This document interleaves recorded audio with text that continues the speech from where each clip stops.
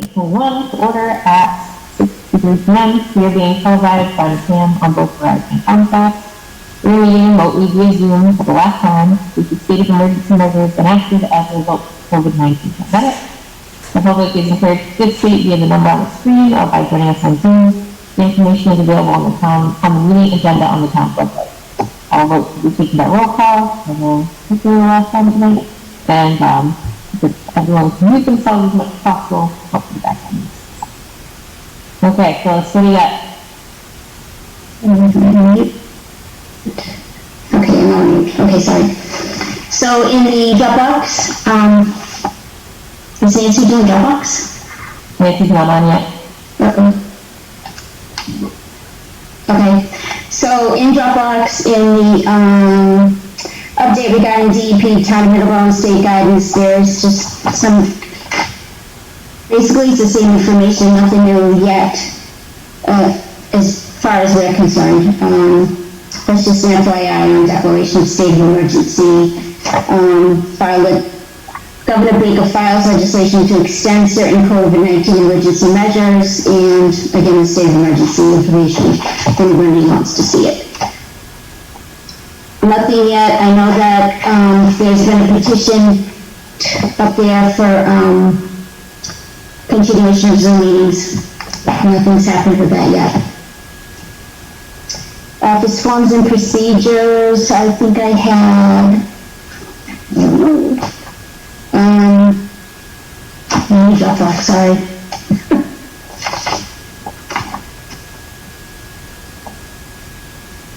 So I got a call from an attorney yesterday. Tricia went down to the basement, got a file for me. It's 22319, that's how old it is. The attorney is representing the buyer, and when they did the title search, it showed that there was an open permit. So the file was pulled, I went through it. There is a certificate of compliance in there, actually two originals, original signatures. I today, and you'll see in Dropbox, I today sent her a copy of it. I talked on the phone again. So I sent her a copy of that, and she's going to send it out to her, whoever they need to send it to, and then get back to me about sending it out certified mail.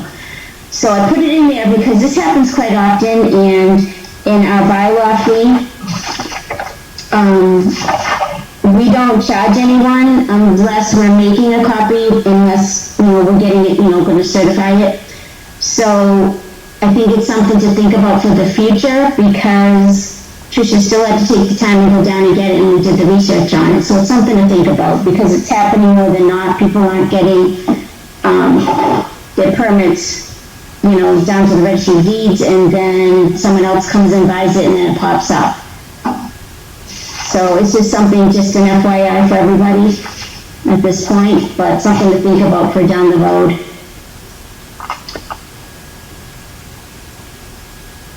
I don't know what else was in that one.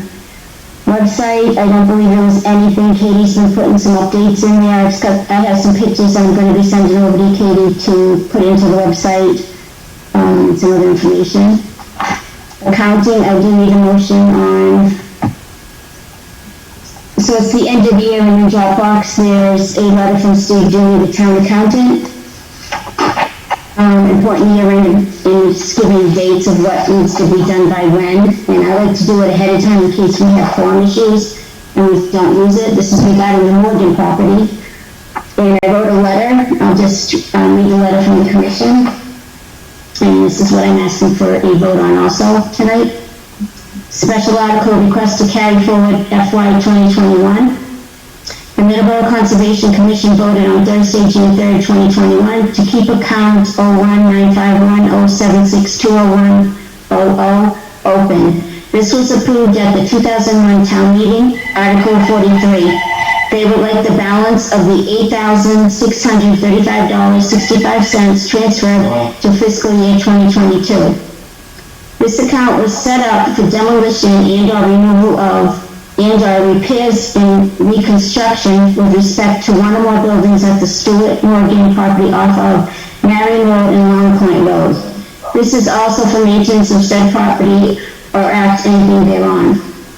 The Conservation Commission, along with the stewardship group, local schools, and other interested parties, were working on maintenance, replacement of signs, rules and regulations, signage, as well as other tasks at the Morgan property. Unfortunately, due to the COVID-19 pandemic, these items were put on hold. A more detailed list can be supplied at your request. If I can be of further assistance, please don't hesitate to contact Jacqueline Jones, Chair. Oh, does anyone want to make a motion to approve the letter as presented? Any questions? Or does anybody have any questions? Sorry. I thought it was pretty straightforward, but too bad. Thank you. Anybody have any questions? I think it's pretty straightforward. The money is being transferred to a different year. That's what it reads. That's correct, right? Yeah, that's exactly.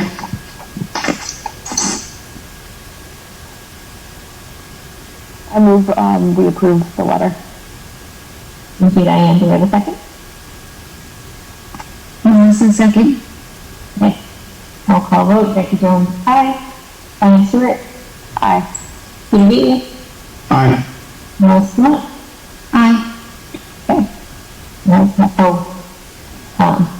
Thank you. Yeah, we don't want to lose that money. I know, over the years, everyone, the town manager and others have tried to get any pennies they can, so we want to keep that and hopefully get moving on it. yeah, we really should replace those signs. Yeah. And there is like a $76 balance from a grant that was issued a few years ago now. We could use that also to put towards, the signs. Great. So, so I just lost my agenda. Do you have anything else for accounting? No, I didn't have a chance. There were no bills tonight anyway. I was just going to do some accounts receivable, and I didn't have a chance to do it today. Okay. I do have, okay, so let me go to the minutes, and I don't know if Katie's already explained it to you. The system went down, and we did copy everybody on the email, and then a new email came out again from Karen Foy from the CAM that it's going to be another 3 weeks, so she's working on something to get it going, but in the meantime, there's no video. So any notes that Katie takes, Trisha or I take, anyone else, if you can just double check for us the minutes when they do come out. If something doesn't seem right, just let us know, because we don't have anything to really go back on to look at until it's straightened out. And there's no way to record it through Zoom? I don't know what's going on with that. The way she talked, there was not, for whatever program that they need to do it. Okay. Yeah. Katie just got tonight the May 20th, so she'll be able to do them soon. I do have one request for group use. I got an email the other day from Donald Baldwin with Pack 64, Cub Scout Pack 64. They use Pratt Farm quite often. So they're requesting to use the Pratt Farm, the bowl area, for their Cub Scout campfire event that they do annually. They're looking at Wednesday, June 16th from 4 to 8 p.m. and we've added a rain date of June 23rd, the following Wednesday from 4 to 8 p.m.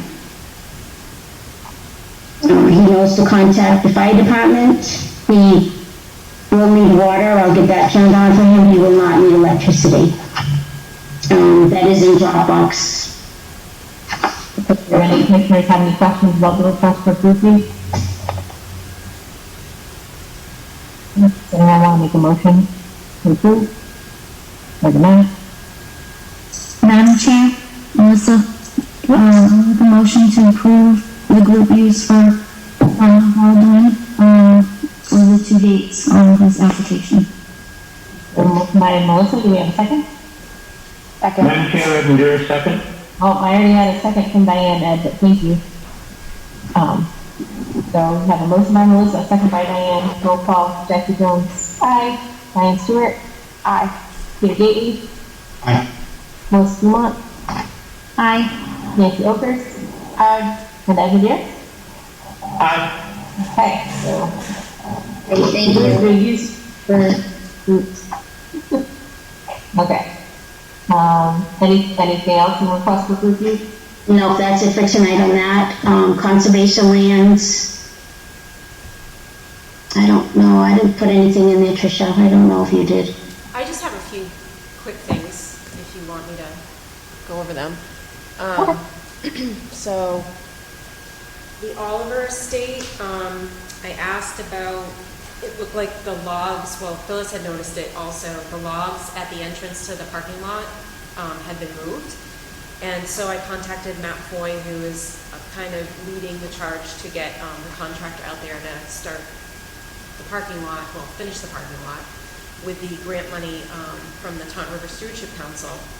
And so he said that, this was last Tuesday, May 25th, that there were people mowing the property, the house property, so they had equipment there. But that, I talked to him today, actually, about this, and he said they have to go through procurement again to do the bidding for the contractor for the parking lot. So, just FYI about that. Pratt Farm, Nancy had contacted me over the weekend that there were sticks and some debris in the large dam. And, sorry, I have to keep letting people in. And I went by there on Tuesday. I was out there with actually a group from the Middleborough High School special needs students that want to do signage. So I went and took a picture of the dam, and Nancy had texted me a picture. And I mean, it looks like there's aquatic vegetation that's growing, you know, in the sediment of the pond, and that the water is kind of making it kind of flop across the board. So I didn't see any like really big sticks. And the water's flowing fine, and I know we got a lot of rain, so we'll just kind of keep an eye on it. What else? Yeah, so the Middleborough High School students, they want to do signs with plants, like plant names, identifying plants. So I helped them identify some plants, and they just put stakes in the ground with the name of the plant for now, just so that they can give us locations on where those are going to be, and then get it approved. They'll come back to before you, and this will be good because now that we're meeting in person, it's better for them to do that in person. So I'll let you know when that's going to happen. We don't have a date when they're going to be able to come to the meeting. And then the Martin land, the Andrews family is going to be buying the Martin land, so that they'll be donating that parcel, that piece to us to resolve the encroachments. And then I let Garrett Bingamas know that you had voted at the last meeting that you would like wood ramps for all the footbridge areas. I have not heard back from him, so that's that. And then finally, Tarragon Estates, there's been a lot of activity between last week and this week. You'll see in the Dropbox. Maggie from the health department, she got permission from the owner of number 12 for DPW to be able to go across her property to put a concrete block where the conservation land boundary is, so to prevent any more driving on the conservation path. And I talked with Chris Peck this afternoon from DPW about that, and he's going to be able to do that. But I asked for like 2 blocks, one further in the path, and he said the truck is too wide and you have to cut down trees. And I said, oh no, just do the one at the boundary. So that's that. Hey. That's good information. Lots of stuff moving forward. So we have a lot 5 Fresh Hollow CR review and vote. Has everyone had a chance to look at that? Have any questions about it?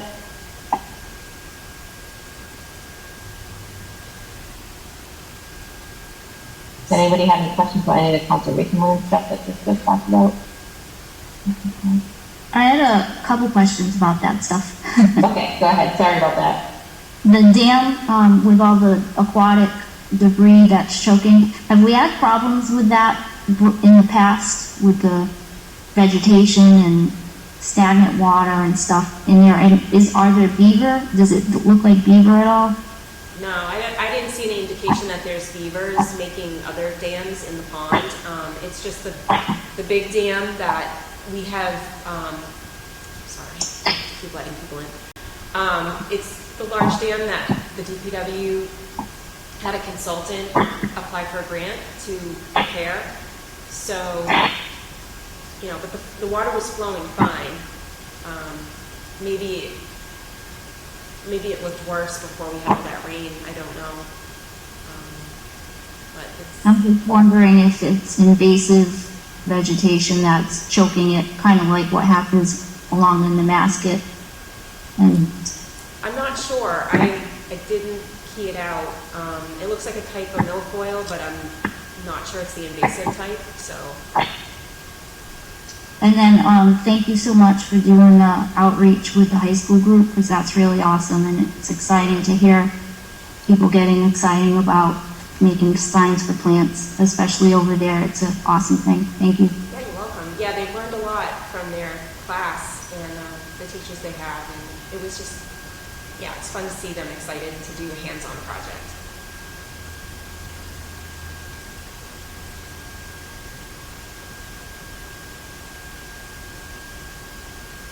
Anybody else have any questions about conservation land stuff, or are we ready to talk about Brush Hollow? Do you want to talk about that at all, Crystal? So, as you know, the town purchased this property a couple of years ago now, and it was the retreat lot for the subdivision.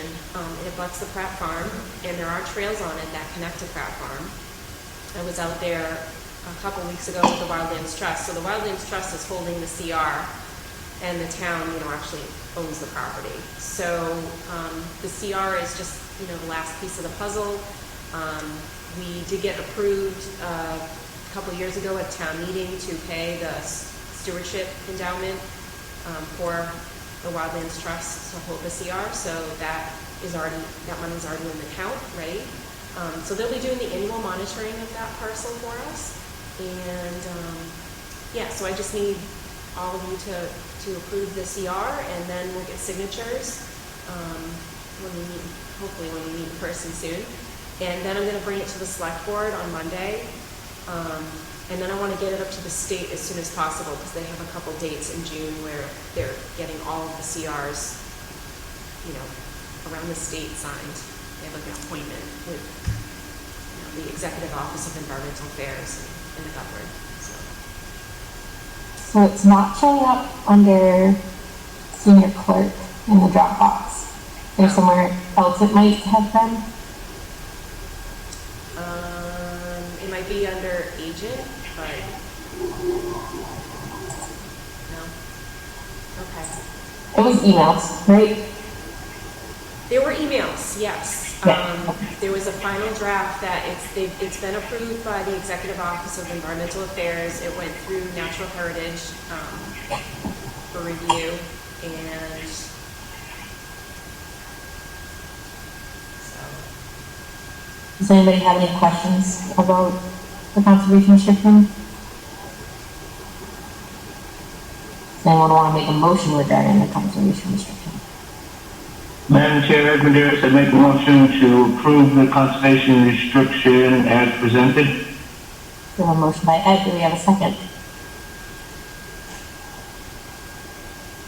Melissa, second. Oh, second by Melissa. Roll call vote. Jackie Jones, aye. Diane, are you here? Aye. Peter? Aye. Melissa? Aye. Nancy?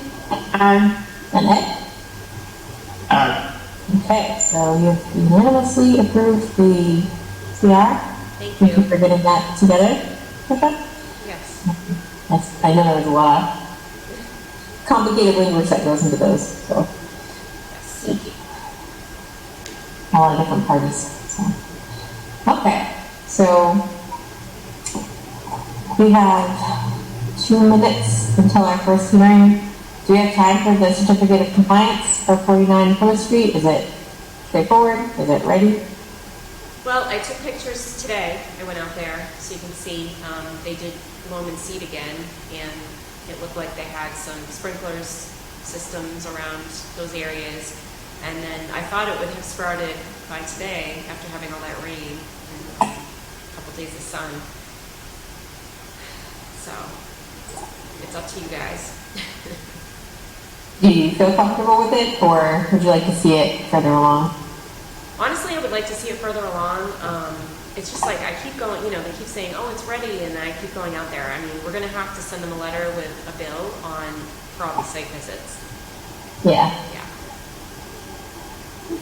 And if the grass hasn't taken by now, I mean, did they just seed it? Because everybody's grass is going out of control, so I feel like they're not taking it seriously. I think in the beginning, the contractors, they did it, and they've been very cooperative. It's just, I don't know if they had enough loam down, and so it wasn't really great conditions to grow grass to begin with. But they've been very responsive every time, I talk to them. They keep going out there and trying to fix it. I don't know why it's not growing very well. It doesn't really look like grass that's coming up either. No, some kind of, I don't want to say weed. It's another type of plant. It's not grass. It almost looks like a baby tree. Yeah, they're not trees. They're ground cover, but. Yeah. Anybody have any questions about this or thoughts? Madam Chair, I think we should send them a letter stating that the next time they ask us to go out, if it isn't complete, with grass growing and everything done, that they will be charged for it. Well, Trish, we have a line item for extra visits, correct? right. So in the wetland fee bylaw, there's already a way for us to charge them. So it's not, we would only charge them after, at this point. I've gone out there several times, and they have to be charged accordingly for all of those visits at this point in time. Okay. Yeah, and you should be aware, today was visit number 9 for Tricia out there. 9. Number 9? Number 9 From today, From the beginning or just for the COC? from the beginning. 3 of them were from the, 3 of them were with the order of condition, and then they did a change of boulders or something, and then the rest are all certificate. Okay. So do we have 5 certificates, you think? Do we 5 times for the certificate? Do we have what? You mean 5 visits? How many times has she been out there for the certificate? Yeah, 5 times. I'd say 5 times. I don't have it in front of me. There's a note in the file there, Tricia. Okay, Madam Chair, Ed Maderas, I'd make a motion that we send them a letter telling them what the fees are. I guess the free one will be the last one, so I think we should charge them for all the ones we've put out for the certificate so far. And unless the fee's paid, we won't go out to do the final, and that, they've got to get the thing done, because it's a waste of the conservation agents' time and resources to keep going out there and find out. I mean, the grass just hasn't grown, and they even sent an email for that today. They knew it wasn't grown, and they still asked for it, so I'd make that motion. So we have a motion by Ed. Do we have a second? Second. Second by Peter. Roll call vote. Jackie Jones. Aye. Diane Stewart. Aye. Peter Gately. Aye. Melissa Dumont. Aye. Nancy Oakers. Aye. Ed Maderas. Aye. Okay, so hopefully the next time we see this one, there will be grass grown. Okay, so we have a 715 notice of intent for 73 Bond Street. Middleborough, oh wait, do we have everything we need for this one before I open it? Yes. The Middleborough Conservation Commission will hold a hearing under Mass General Law, Chapter 131, Section 40, the Wetland Protection Act, for an upgrade to their subsurface sewage disposal system so that it meets Title V and Board of Health requirements, within a 100-foot buffer zone over bordering vegetated wetland at 73 Bond Street, map 77, lot 1444. Hearing has been requested by Todd Freitas. Hearing will be held June 3rd, 2021 at 7:15 p.m. via remote. Okay. So, who's on for this one tonight? How you doing? Jason Youngquist from Outback Engineering. Hey, Jason. Yeah, so we're just doing a septic repair. They have a failed septic system. There's actually a leaching pit that's down closer to the wetlands, and we're trying to get everything a little farther away. We're tucking it way up by the road. We're outside the 100-foot buffer to the wetlands, but we are still in the 200-foot outer riparian zone. Again, we're working in a lawned area. They have a circular driveway, and we're just putting the septic system in the grassed area in the middle. Septic tank is going behind the house because that's where the existing plumbing is now, and the tank itself is actually in the 100-foot buffer to the wetlands. Again, it's in a lawned area. We're not cutting any trees or anything. All works in a lawned area. We have silk fence to go around the limit of work to make sure there's no sedimentation going into the resource area or the buffer zone during construction. And that's about it. I had an email from Trish today. They went out and looked at the wetland line yesterday. Was that yesterday or today? Last night. And you had some concerns. So that wetland line was taken from the plan of land that was done by another company. But you were thinking that that wetland line needed to come uphill about 15 feet, I think. You had mentioned. Again, that wouldn't impact anything that we're doing today. It would have just, we'd still be outside the 100-foot buffer with the septic system. The tank would still be within the 100-foot buffer of the wetlands. So it really wouldn't have any impact. And we can get your revised plan showing that wetland line 15 feet farther uphill. And then we also had to get the 50-foot buffer on there for you. So we could get your revised plan on that, if that works. Sure. So we'll go through and see if anybody has any questions. So if there's anything else that needs to be revised, we can get that right away now. Diane? No questions. I was at the visit yesterday and, yeah, it just seemed like the wetland line was a little bit off, but as Jason said, all that is going to be outside the 100-foot mostly anyway, so. Thank you, Diane. Peter? No questions at this time. Melissa? No, as long as we get another set of revised plans, no questions, thank you. Nancy? No questions, but I do, looking at the revised plan in Dropbox, and the brightly colored 25, 50, and 100-foot lines are great, thank you. Ed? I guess the only thing was, I don't necessarily think that we thought it should come up 15 feet. We thought that the line was not a correct line.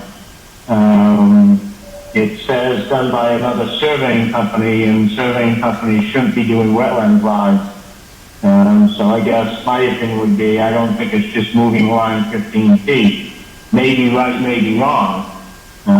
I guess my suggestion is that the wetland scientist or a botanist ought to go up there and delineate the line and put it on the plan correctly rather than just move it 15 feet. Secondly, I guess I know there's some trees to be cut, and it's up, I mean, I would take other people's opinion of this, but I think that topography-wise, this could go up in the left-hand corner out of the 100-foot buffer, out of the 200-foot riverfront area, and still be gravity-fed, but they don't have the topo of that area. Well, but it looks like it drops off. The existing wells over there. But I think that if you got 10 feet from the lot line, you could be 100 feet from the well.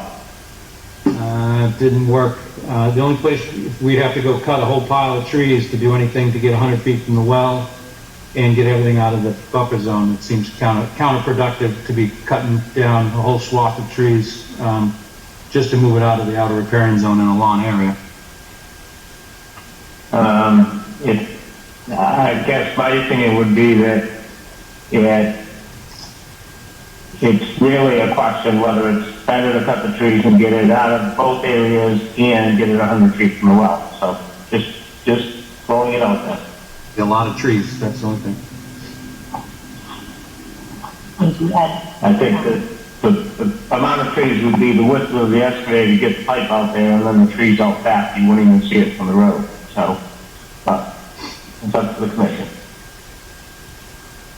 Okay, thank you, Ed. Tricia, did you have anything on this one? I had just estimated the 15 feet, so clearly, that wasn't for every single flag, but I agree that there should be a wetland scientist flagging wetlands.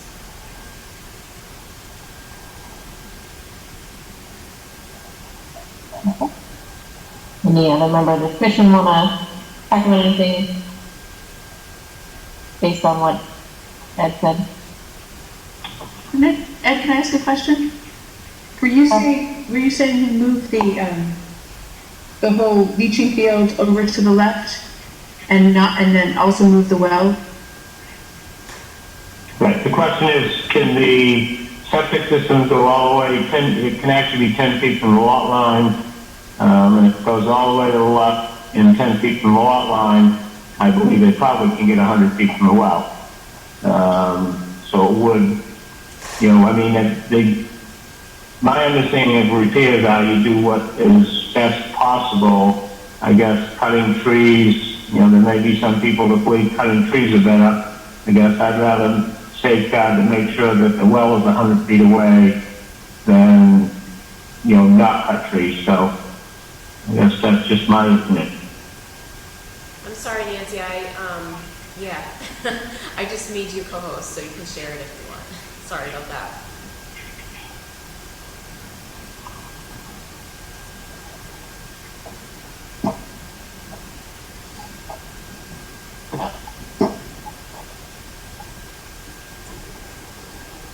That was muted. Sorry about that. Yeah. Thank you for pulling that up, Nancy.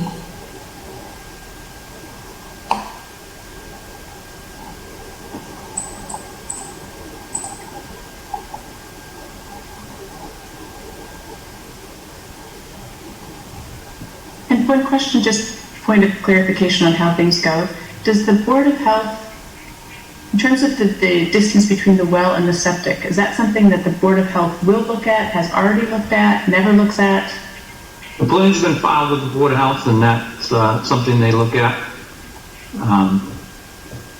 You can go down to a 50-foot separation from a deep well with your septic system. We're at 75 feet right now.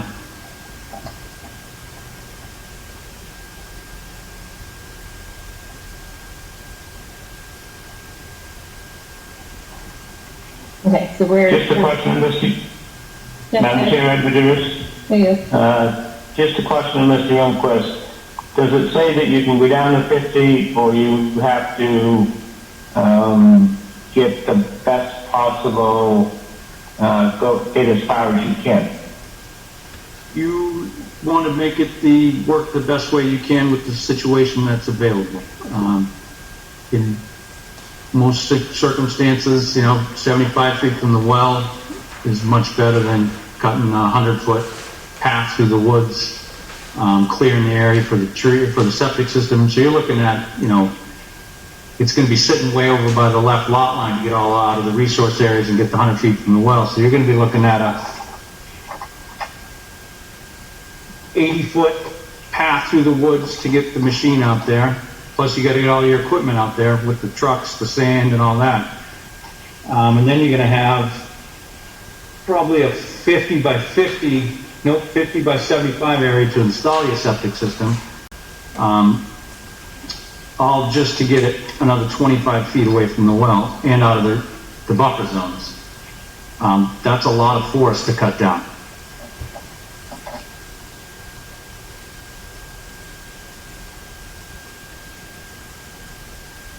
I think I'm more in favor for... By the way, septic systems are exempt under the Rivers Protection Act.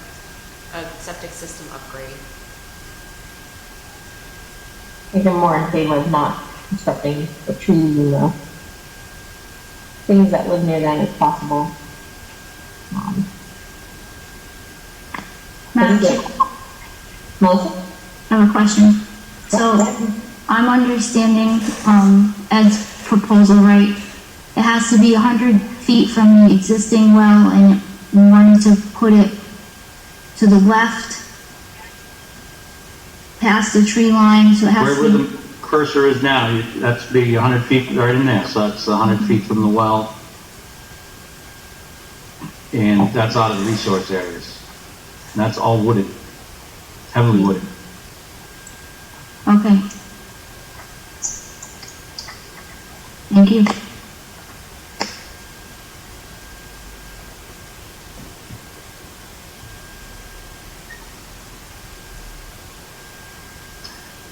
Plus that's uphill, so it'd be back farther, heading up the page, if you will, up in there. So we're not going uphill, so it'd be right in there, yep. You gotta get an excavator back there, sand trucks, it's a lot of equipment you need to get back there. So essentially you almost have to build a road to get back there.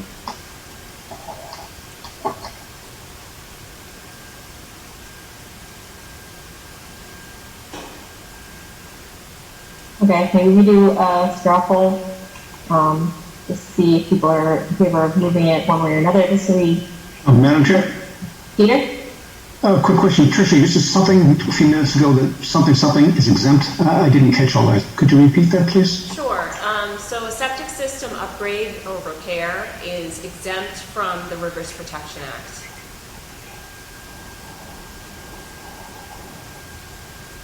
Did you hear? Doesn't that make this a moot point then? Correct. I think Ed's point, though, I think he's talking about a separate issue where the well is not far enough away. Is that correct, Ed? Yeah, I mean, I'm just bringing it up. I mean, I guess my opinion is whenever you do any repair of anything, if you can't meet the setbacks, you do the best you can. You know, I just question whether this is the best you can. So, but it really doesn't make any difference to me. You know, I guess the question is that DEP says 100 feet, and you go 76, you go down to 51 because you can go to 51. I mean, you know, that's the question. It's just something that they put in there, and you know, should it be waived, and you know, should it be on the other side? But again, that's Just up to so the you Board know. of Health. That's up to the Board of Health.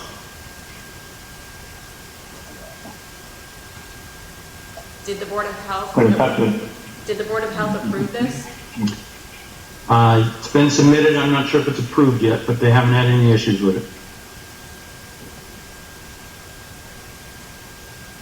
It was submitted to them the same time as you, so I believe it is approved. So this plan has to be revised anyway for the new wetland line. So it's going to end up being continued anyway. Mm-hmm.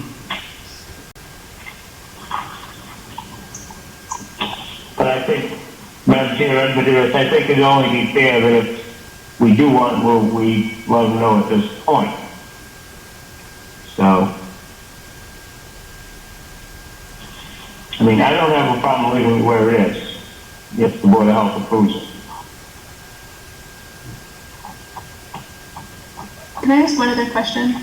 Right ahead. As another option, I don't know how I feel yet about the whole thing, but another option, if they were willing to no longer have a circular driveway, do you have enough room to move it to the right a bit so that you've got the 100 feet by going right as opposed to going way left? Maybe circular driveway, but Sorry. go ahead. But if we move it to the right, then we start to get near that slope, and now we got to start cutting the trees to make sure we can make breakout elevation for the septic. So it, in the middle of the driveway was the best spot not to cut trees. Make it work with the topography that's getting there, that's there, and with the existing conditions that are on site.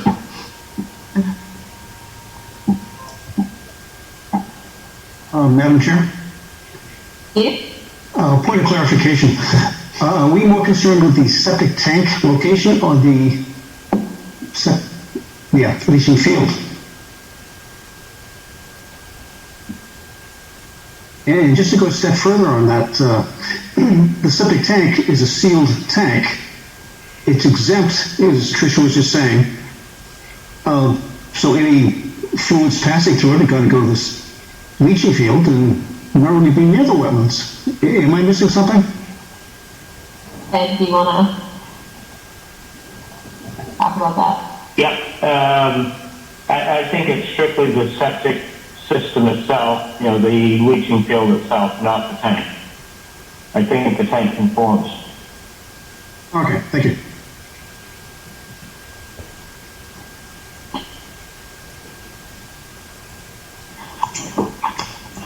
The leaching field will be turned sideways.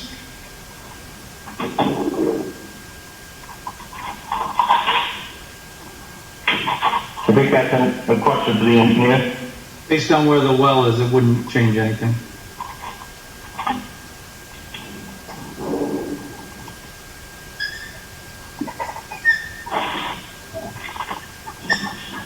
Madam Chair? Melissa? So do you want us to vote on going with the suggestion that Ed made for moving? I think the easiest way to move forward might be just to do a quick straw poll to see which way people are leaning, move it or don't move it. And that way we can give Mr. Youngquist clear guidance before he revises the plan anyway. So we don't want to have this come up at next meeting. And do we go through everybody real quick? I'll just go in the meeting order, and then you can just say yes if you think it should be moved, or no if you don't think. Okay? So, Diane? No. Peter? Excuse me, the choice is yes or no. What does a no or a yes indicate? So yes would mean you think it should be moved based on Ed's suggestion, or no, you think it should stay where it is. If it's okay with the Board of Health, it's okay by me. So, leave it. Oh. Melissa? No, I don't think it should be moved. Same thing as Peter, if the Board of Health approves it. Okay. Nancy? I'm having a hard time deciding on this one, sorry. But because I think it would make a better situation to move it. It's just such a drastic amount of stuff they have to do. So I guess I'm going to go with no, I don't think they have to move it. By falling back on the Board of Health. And is that typically, they would have to, is it, they say nothing if they're okay with it and they only speak up if they have a problem, or if there's literally like, I approve this? Generally they don't say anything when it's approved. They send you emails if they need anything. I can call in the next day or so before the next meeting and see make sure that everything's all set. Sounds like a good plan. Because I agree, it's not ideal in this situation, so I don't like saying no, but I think I'd go with no and fall back on the Board of Health. Okay. Ed? I'd have no problem as long as the Board of Health approves it. I guess that is somewhat of a problem to approve any plan before the Board of Health does, because if they want some changes, then our approval would be no good. We'd back into a different hearing. So it'd be nice to know that the Board of Health approves it before the hearing. Okay. So noted. Thank you. Thank you, Ed. Okay, so that's pretty clear. No, don't move it, leave it where it is. Just the wetland scientist out there is banging, move the line, and then add the 50 foot to the plan. And I think that's what we had. But, correct? Okay. Madam Chair? Peter? If we're okay with the way it is right now, do we really have to go to the trouble of double checking the lines? We're not okay with where the wetland line is. We're okay with where the septic tank is.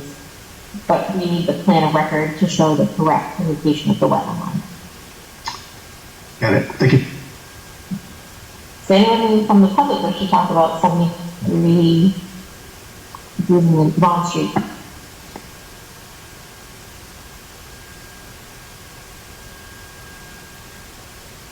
No, not hearing or seeing anybody. You need anything else from us, Jason? Is that? I don't think so. Okay. Not sure if you're here for another hearing, but. I'm staying for the next one. Okay. So we're going to continue to the next meeting, which is June 17th, I believe. Madam Chair, Does that give you enough time? Yeah. Okay. Yep. Melissa? can I make a motion to continue the hearing until June 17th? Okay, we have a motion by Melissa. Do we have a second? Second. Second by Diane. Roll call vote. Beth Jones, aye. Diane Stewart. Aye. Peter Gately. Aye. Melissa Kumar. Aye. Nancy Okers. Aye. Randy Ayers. Hi. Okay, so we're ready to go. We'll see. We'll talk about this at the next meeting. Okay, so next up we have a continuation. Madam Chair, Peter? I'm just going to be absent for 2 seconds. Have to grab another pair of glasses. Okay.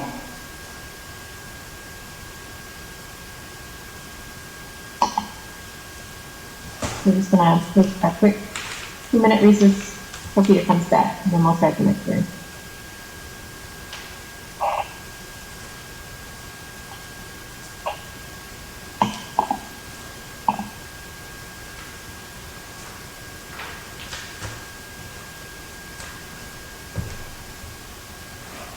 Okay. Peter, Sorry yeah. about that. No worries. Next, we have a continuation of notice of intent for 44 Bedford Street. And here this is also Jason. So, can you give us an update of what's going on? So I think from the last meeting, you wanted a peer review of the wetland line, and you were getting quotes on that, if I recall. Where are we at with that, Tricia? So, we received 2 quotes. I tried to get 3 quotes. We should get 3 quotes. And just to let you know, I did ask a few others for quotes. So I asked Brad Holmes from Environmental Consulting and Restoration, and he said that he is working on a project with Outback in Duxbury, so he has kind of stepped aside. He doesn't want to do the peer review. He doesn't feel comfortable. And then I got an email. I asked Paul McManus from Ecotech Incorporated for a quote, and they said that they are super busy. They have so many obligations right now that they don't feel comfortable taking that on right now. And then I also asked Catherine Barnacle, who's from ILATS Environmental. She used to work for AECom and had done peer review for the commission in the past, before I became the agent. And we've experienced, you actually might know her from working with the Camp Unicus project, their restoration near the pond. So she kind of assisted them with that. But anyways, she just didn't feel comfortable taking this project on at this time. So those were the no's. And then the 2 quotes that we did receive, one was from Ecosystem Solutions, and that is for a total of $1,760. Total, if they do an in-person meeting, with an in-person meeting, is $2,090. And the second quote was from Lucas Environmental. What was that name? Lucas Environmental. And that quote was for the total, the grand total, does not include an in-person meeting, is $1,850.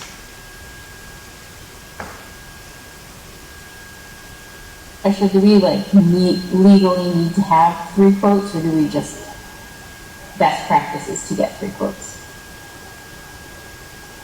I believe it's best practices to get 3 quotes. We're fine with the 2. Madam Chair? Ed? Under the circumstances, I think that really that's all you have to do is ask for 3 quotes. And certainly under these circumstances, we have at least 3 others that she's contacted and are either too busy or don't want to do it because of conflict would make this, certainly 2 quotes would be fine. Okay. I mean, I feel comfortable with it. Just going to make sure that we're legally doing what we should. Thank you, Ed. Does any member of the commission have a concern with us not having 3 quotes? Okay, I'm not seeing or hearing any, so do we want to move forward with the 2 and make a decision between them? Does anybody have any questions about any of the quotes? Okay, I'm not hearing. Madam Chair? Ed? I think we've done this before, as we generally request of the applicant if he has a preference of one or the other. Yeah, I'm on the meeting here. This is Buzz Artiano. Mr. Artino, do you have a preference between the 2? I think I'm going to rely on Jason for his comment on who he wants to move forward with. The numbers are comparable to each other, so I'll rely on him who he wants to go with. Yeah, the numbers are so close that it doesn't really matter. But I know Lucas Environmental, they've done reviews for the commission before, and they've been very quick in their reviews.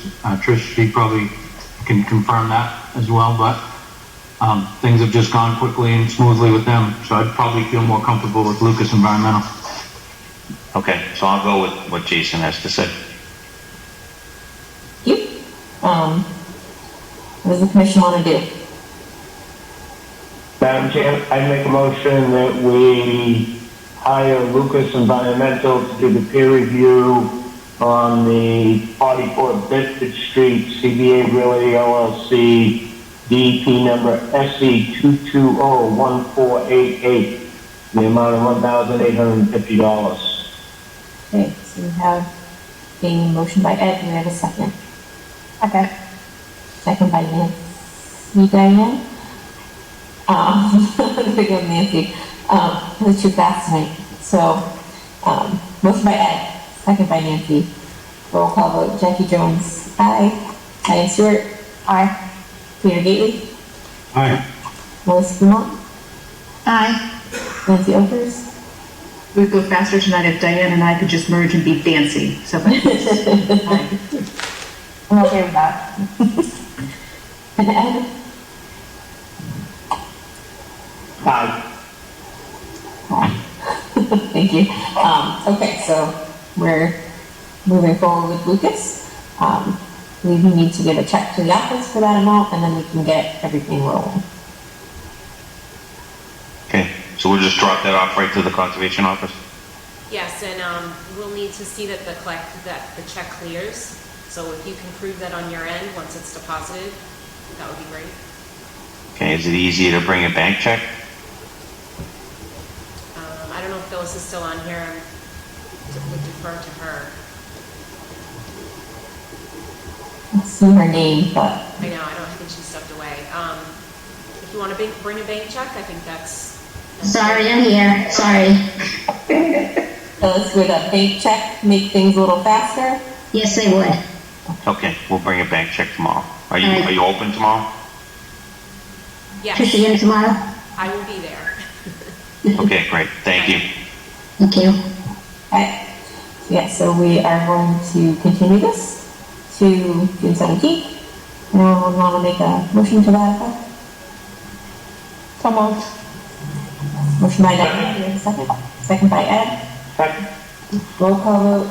Jackie Jones, aye. Diane Stewart, Aye. Peter Gately, Aye. Melissa Dumont, Aye. Nancy Opers, Aye. and Emma Dix. Okay. Could you read that dollar amount to me one more time, please? $1,850. And it needs to be made out to the town of Middleborough. 1850 Town of Middleborough. Correct. Thank you very much. Thank you. Did we have anyone from the public here for that besides the owner? Is there any members of the public here for 44 Bedford Street?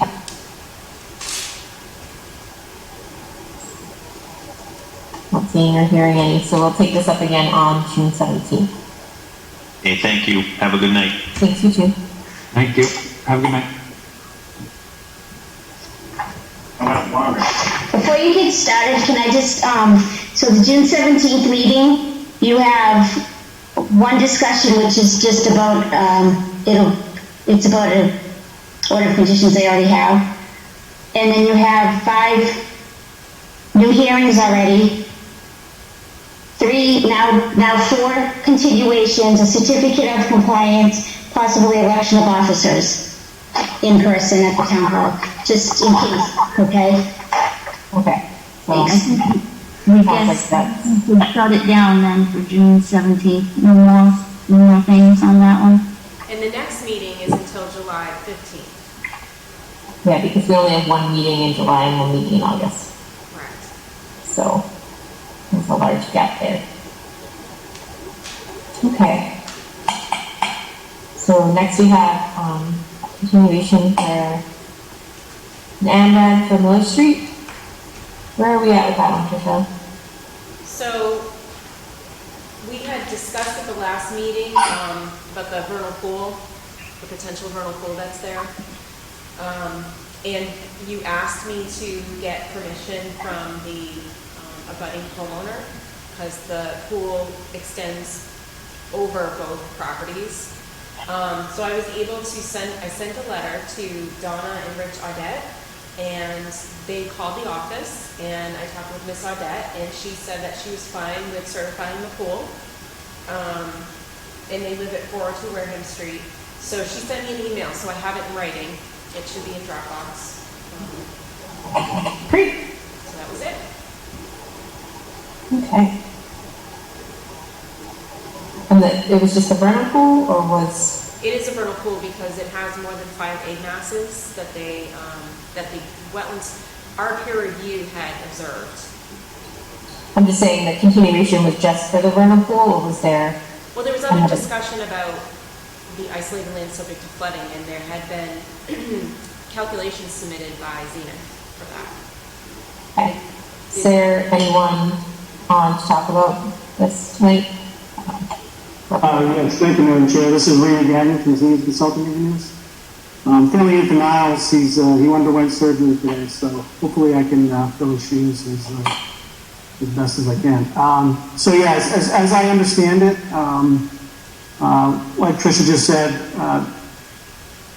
the outstanding discussion sort of revolved around this potential vernal pool. We did perform the ILSF calcs, and the depression does not qualify as an ILSF.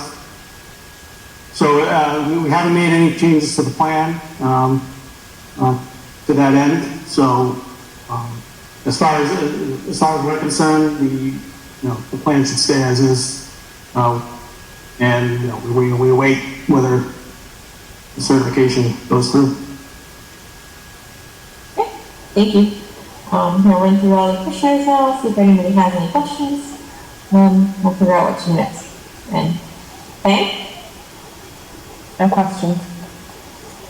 Peter? I do not have any questions. Melissa? Well, thank you, Tricia, for contacting the Audettes and having them agree to that. Do we have to wait till the certification goes through? So now, well, no, you don't have to wait. So you can issue the order, and we can proceed with submitting the information to Natural Heritage. So they have forms and that. It can take sometimes, it can take several months sometimes for them to get back to us. So it would not be fair to continue this. Yeah. Okay, thank you. No questions, that was it. Melissa? Nancy? No questions. No questions outside. Okay, so it looks like we're good to go. Just any members of the public wish to talk about Young Street? I'm not hearing or seeing any. We want to issue an ORAD. Madam Chair, Ed Maderas, I make a motion that we issue the ANRAD for Miller Street, lot 80, Miller Street, map 80, lot 3519, Logan Smith Diamond Club Development, ZCDEP number SC2201472, in conjunction with the signatures and in accordance with Mass General Law, Chapter 110G, in pursuant to Conservation Commission electronic signatures, authorization vote dated May 1st, 2020, with 52695, page 344 at the Plymouth County Registry of Deeds. Thank you, Ed. Do we have a second? Second, Nancy. Second by Nancy. Roll call vote. Jackie Jones, aye. Diane Stewart. Aye. Peter Gately. Melissa Kumot. Aye. Nancy Oakers. Aye. And Ed Maderas. Aye. Great. So we are issuing the ORA. I just want to thank the applicant for working with us and the neighbors for letting us, both parties for letting us certify the vernal pool. Okay. So next we have continuation of an ANRAD for 501 Wareham Street.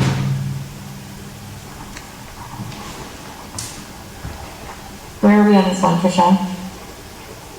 Just give me a second.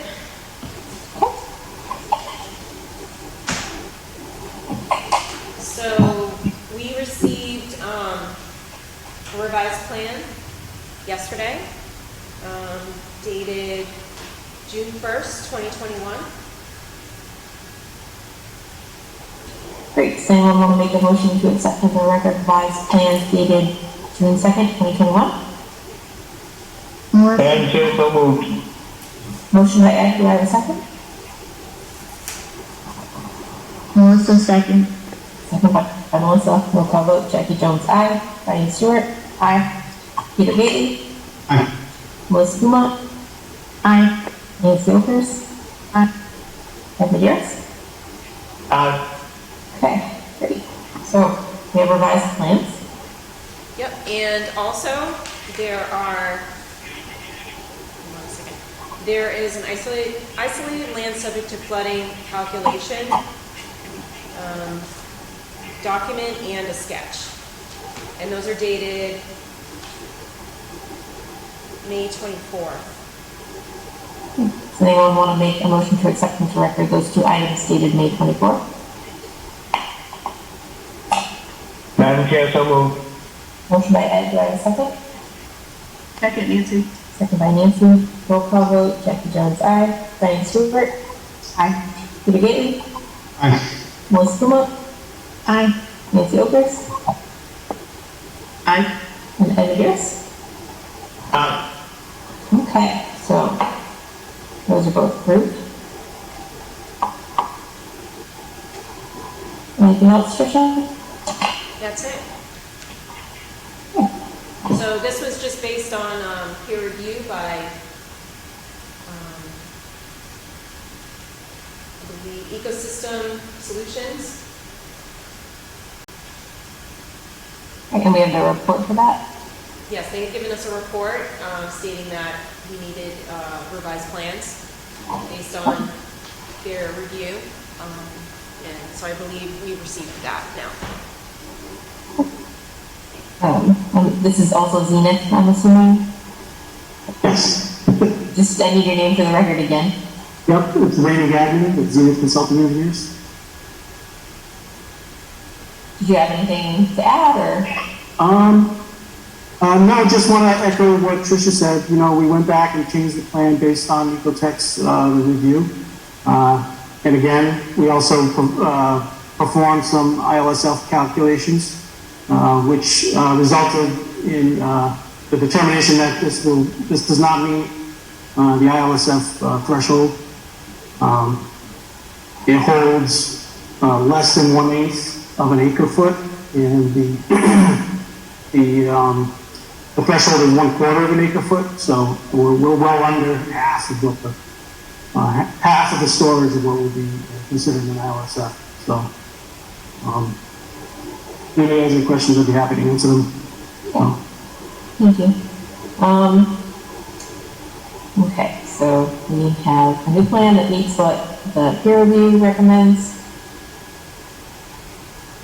Instead of going person by person, I'm just going to see if any commissioners have any questions. I'm going to give you guys a minute to unmute if you need to. Can I ask you a question? Of course.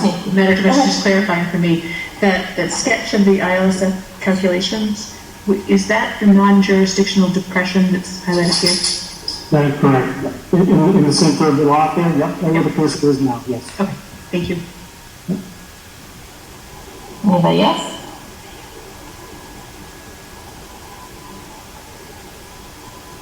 Okay. Not hearing or seeing any commissioners. Anybody from the public want to talk about 501 Wareham Street? Okay, not seeing or hearing anyone. What does the commission want to do? Do you want to issue the OREC? Madam Chair, I make a motion to issue the OREC for 501 Wareham Street, Roberts Cove, ZCE SC 220 1474.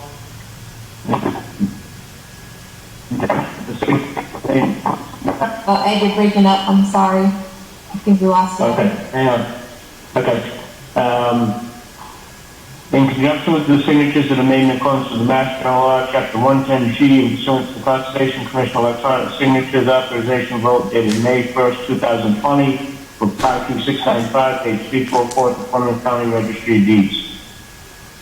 Thank you, Ed. Do we have a second? Second. Second by Diane. Roll call vote. Jackie Jones, aye. Diane Stewart. Aye. Peter Gately. Aye. Melissa Dumont. Aye. Nancy Oakes. Aye. And Ed McGears. Aye. Okay, so we have an order.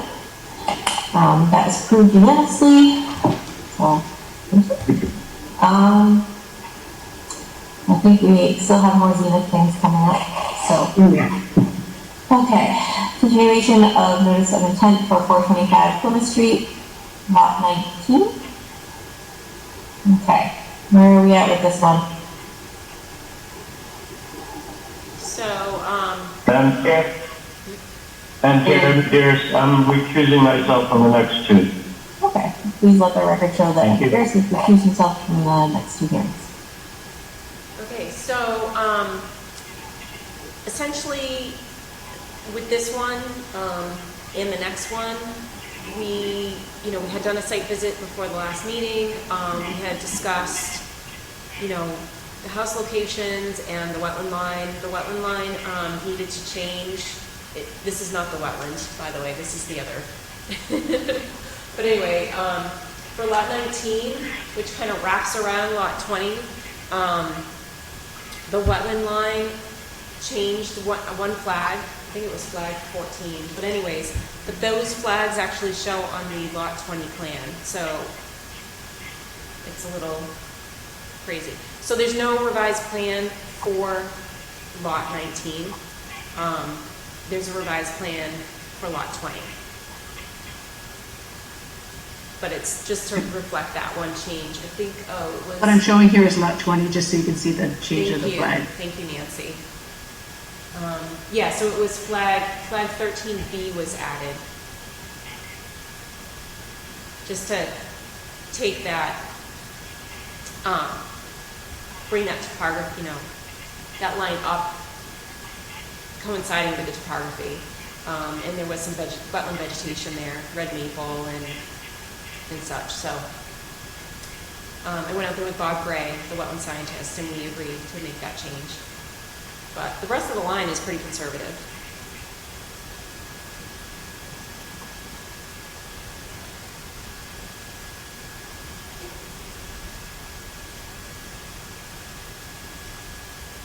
Helps if I don't mute myself. Okay, so Rainey, did you have anything to add? Hi, Brandon Gagnon, Senior Consulting Engineers. Nothing to add, but I'd be happy to answer any questions. Any members of the commission have any questions on this particular? Okay. I'm seeing shaking heads. I'm not seeing anyone unmute themselves. I'm going to assume that we have no concerns here. Is there anyone from the public that wishes to talk about 425 Plymouth Street?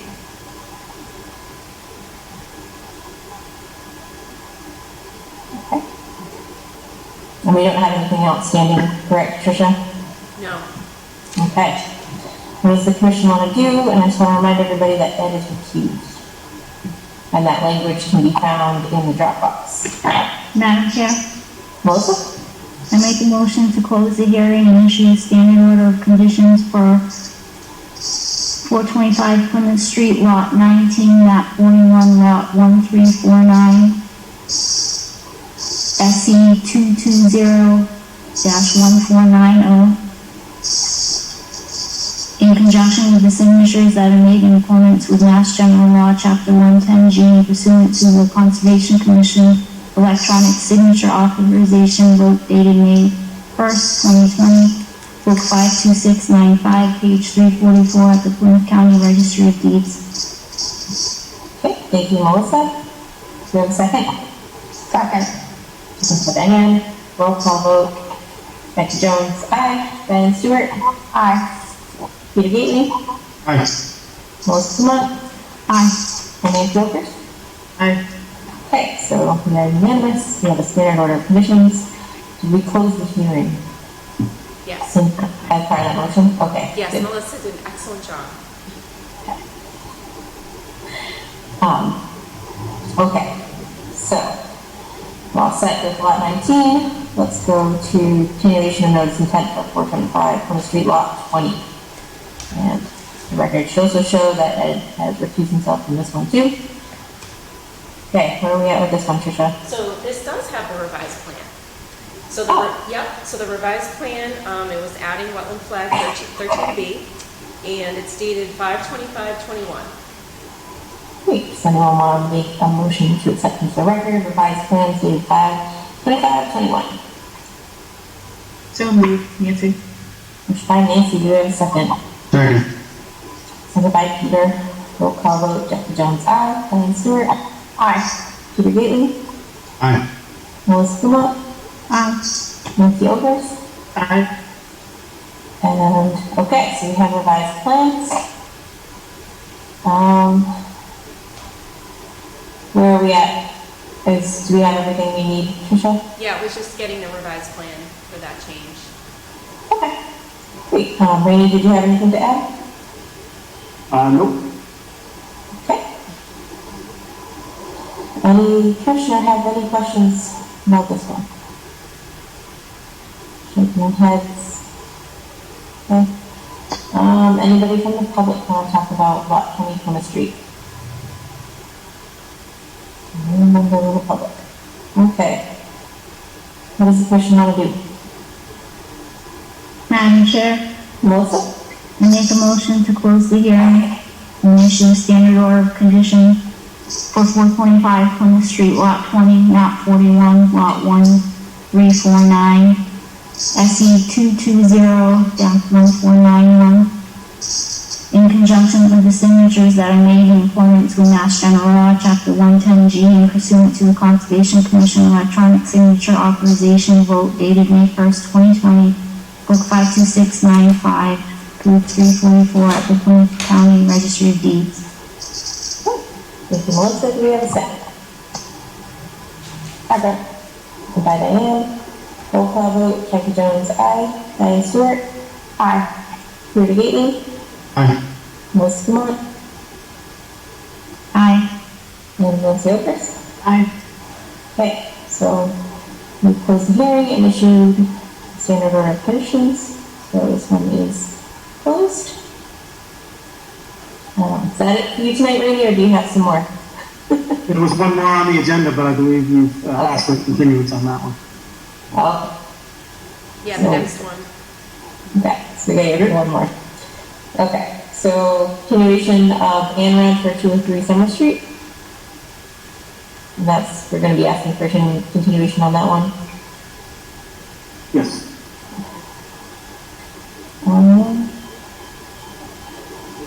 Let's see. Do we have to read anything for that one, Tricia, or? I think there's something in Dropbox. I don't have it with the paperwork here. I thought there was like an email or something. Okay, so we have an email requesting a continuance to June 17th. I know we have a lot on that night, but this email specifically requests June 17th. So I'd like to honor that. I think it's really just for a revised plan. Because the site visit's going to happen, the second site visit's happening tomorrow between the peer reviewer and the wetland scientist for the applicant. Okay, so just for revised plans? Yes, it should be at that point. And Jackie, I did count that as one of the continues because we got the letter before. Okay. That's part of that. So, does anyone want to make a motion to continue it to June 17th? 203 Summer Street? Madam Chair, so moved. Motion by Ed, do we have a second? Melissa.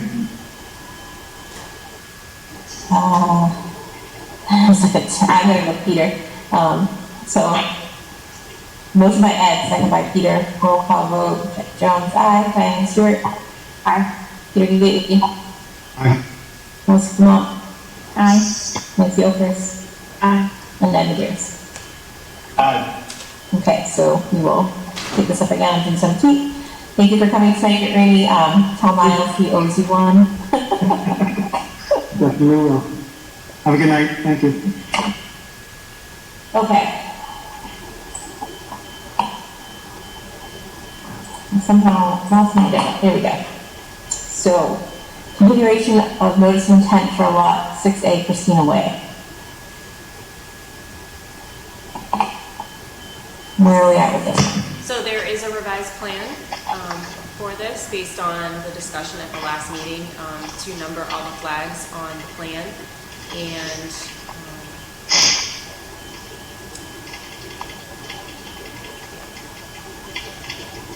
so Rebecca's here from Silver Engineering to discuss. Do we have a date on that plan? We can accept it into the record.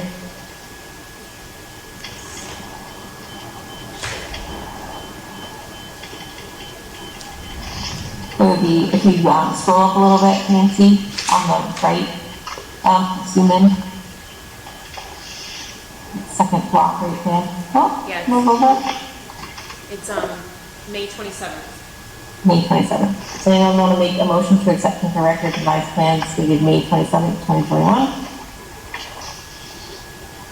Madam Chair, so moved.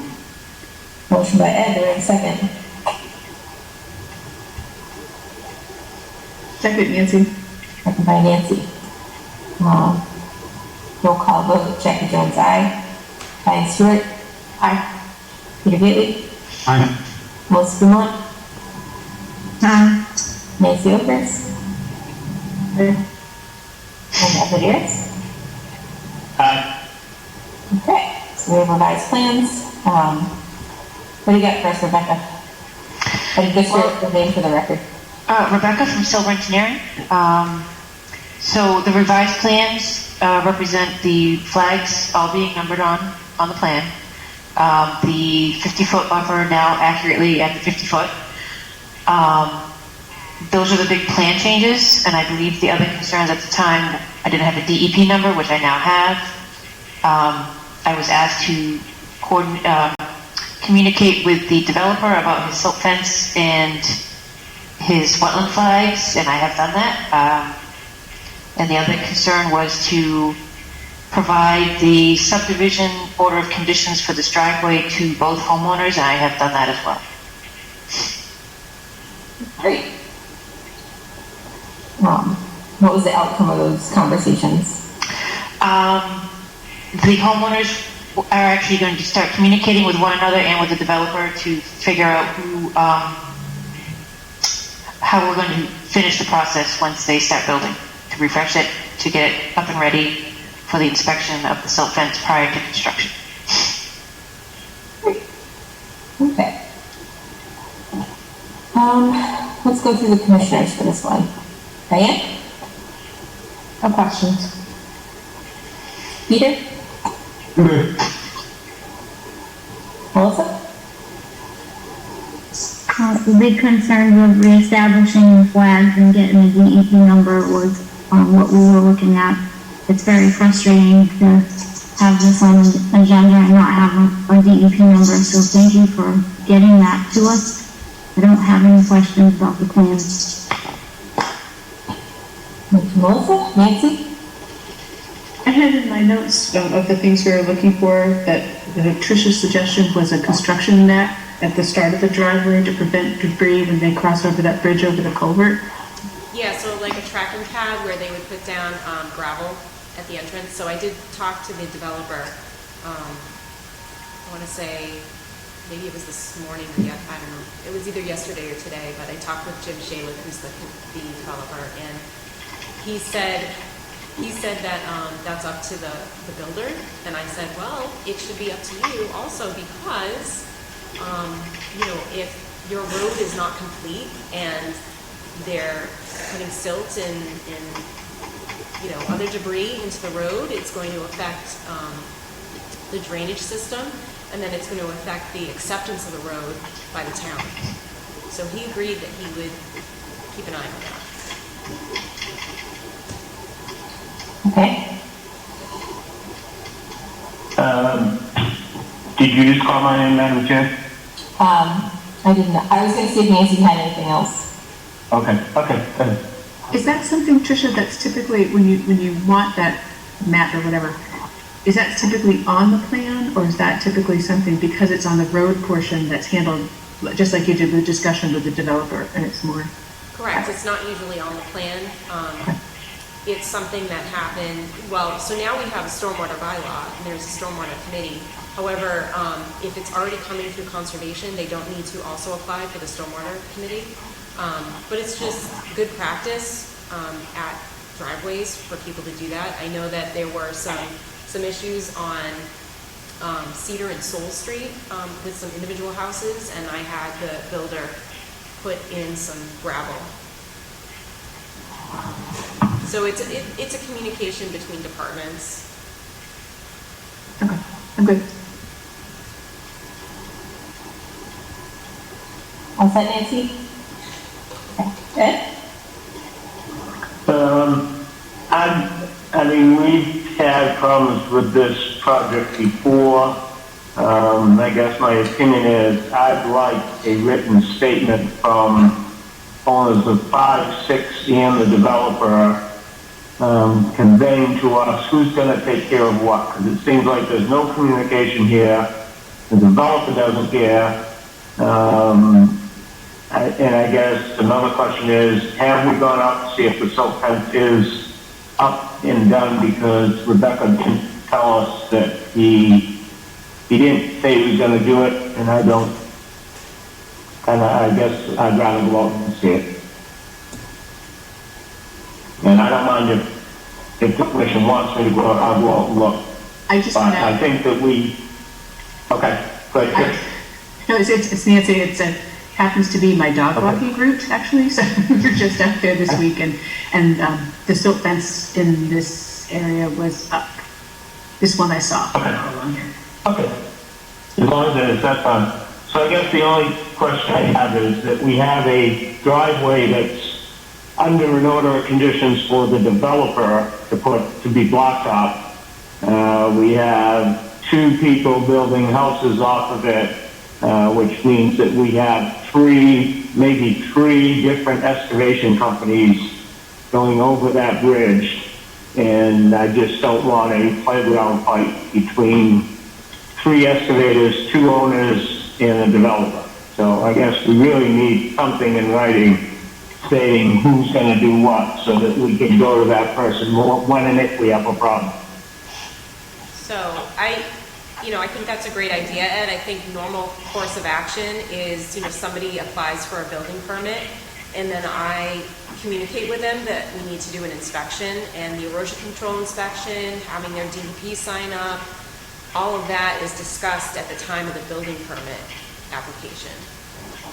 I have to make sure that their order of conditions has been recorded. So, you know, I understand this is a little different. There's a common driveway, and I agree, like, the two owners should be discussing that amongst themselves for maintenance. And I've already talked to the owner of number 5, and they're gonna reach out to number 6. However, like, if this was any other situation where it was just a normal house lot, the silt fence and all that stuff gets addressed with the builder at the time the building permit is applied for. Okay, I'm just worried about the sedimentation that may get into the area near that crossing. And it appears that the developer doesn't really care. He's going to blame it on the people building, and I'm not sure that that's fair. And if the people building accept that, that's fine with me. But I really think we need somebody to take responsibility for what may happen, and someone that we need to call if we have a problem. And we don't have that right now. I agree, and in my discussion with Mr. Shalick, he did not feel responsible for the driveway. He feels his responsibility ends at the cul-de-sac. Right, and if he had an order of condition, if he had a certificate of compliance, I'd agree. He hasn't got it yet. Right, and that's also what we discussed, is that his road, his order of conditions for the road and the drainage has not been completed. It expires this fall. I advised him to get an extension because he still has work to do on it before the road can be accepted. And that's why I emphasized to him, you do need to care about what happens on the house lots because that impacts your road. So what's the best timing to do this? Is it now with these hearings? Is it certificate of compliance for the road? Is it necessarily under our jurisdiction to get that letter? I would say it's at the commission's discretion if you want. If you feel that that is going to protect the wetlands, which is what your jurisdiction is, then you can ask for that to clarify things. You also need to, I don't believe you did, oh no, you did vote on the revised plan, sorry. So if we do nothing right now and say, you know, during construction, because for all we know, 6 and 7 will be constructing at the same time, and there's a problem with the silt fence and there's a bunch of sediment coming through the silt fence, who would we go to? So then both of those lots, 5 and 6, not 7, 7's off. Right, that's true. Yeah, 5 and 6. So 5 and 6 would both get a letter, you know, violation notice. I mean, I like to talk to people before it gets to that point, and let them know, you know, that they have to address it together because they're sharing the driveway. Yeah. Madam Chair?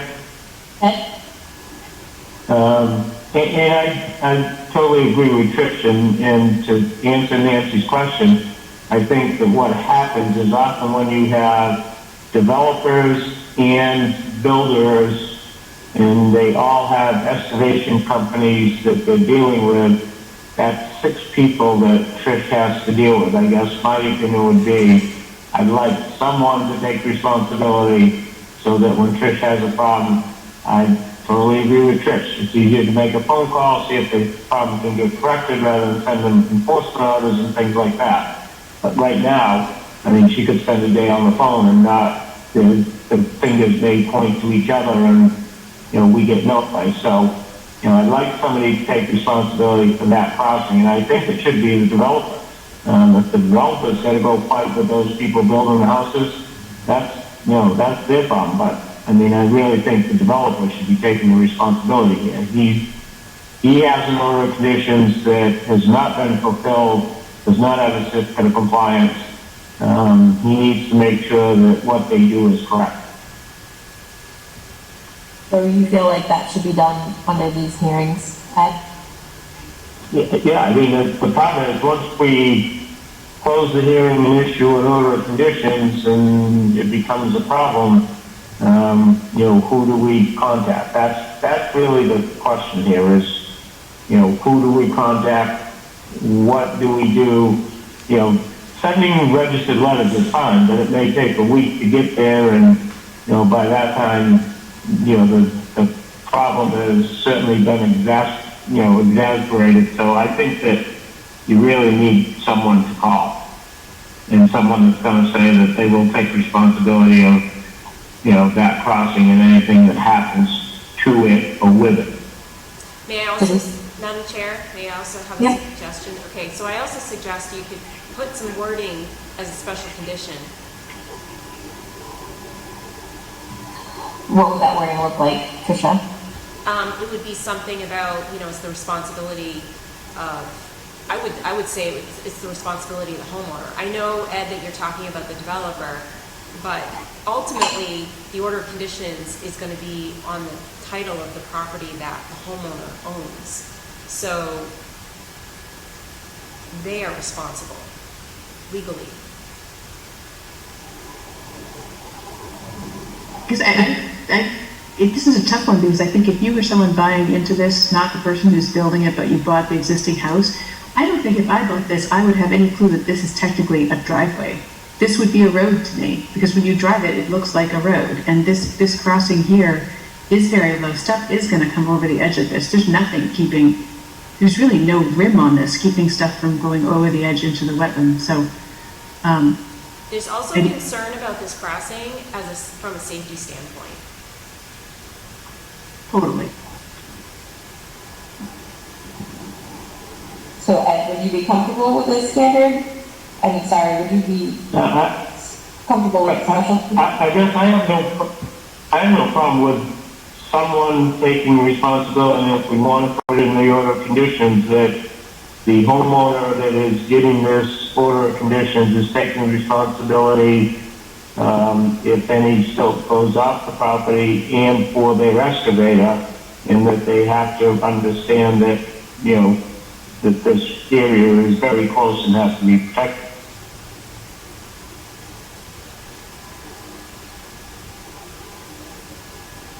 Okay. I think we need to be careful about the wording there. Do you mention a safety issue with that as well, Tricia? Does it not have guardrail or anything? I don't think it has any guardrail at this time. No. Nothing. No. Is it steep? Well, it's like a 3 or 4 foot drop, right? At least 3 feet. There's not even really much of a rim to it, right, Jackie. I mean, it's pretty much just flat across the whole thing. There's not even a little, gutter or buffer.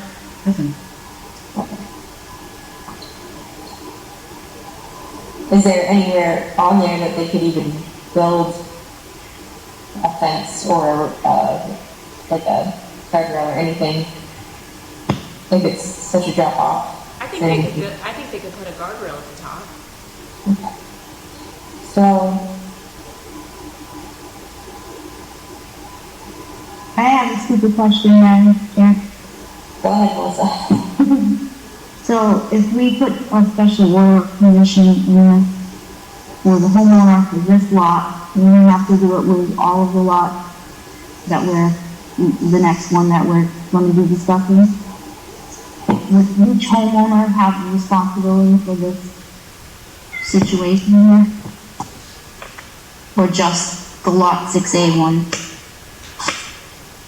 Madam Chair? If I may, we've only got this one in front of us. This crossing is wholly on lot 6. I agree lot 5 uses the driveway, but the driveway is fully on lot 6, and I think that to attach it to this lot would make most sense.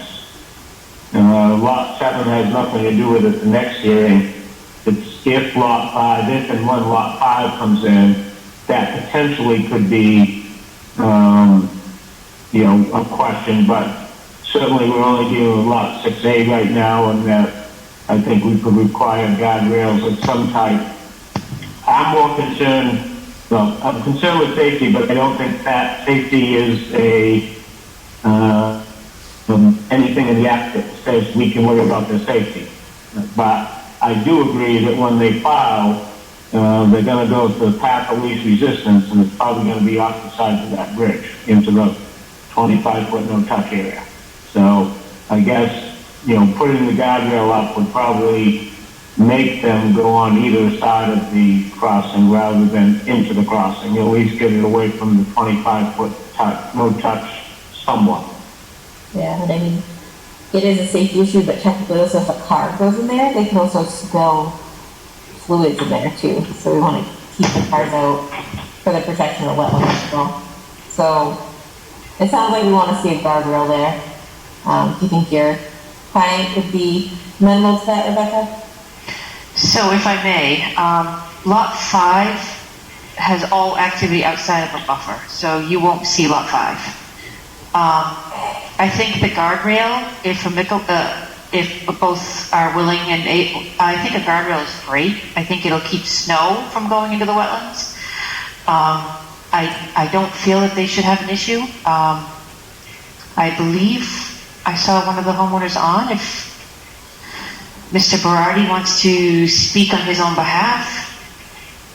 Yes, this is Douglas Berardi here. Sorry, I didn't know if the public was allowed to speak.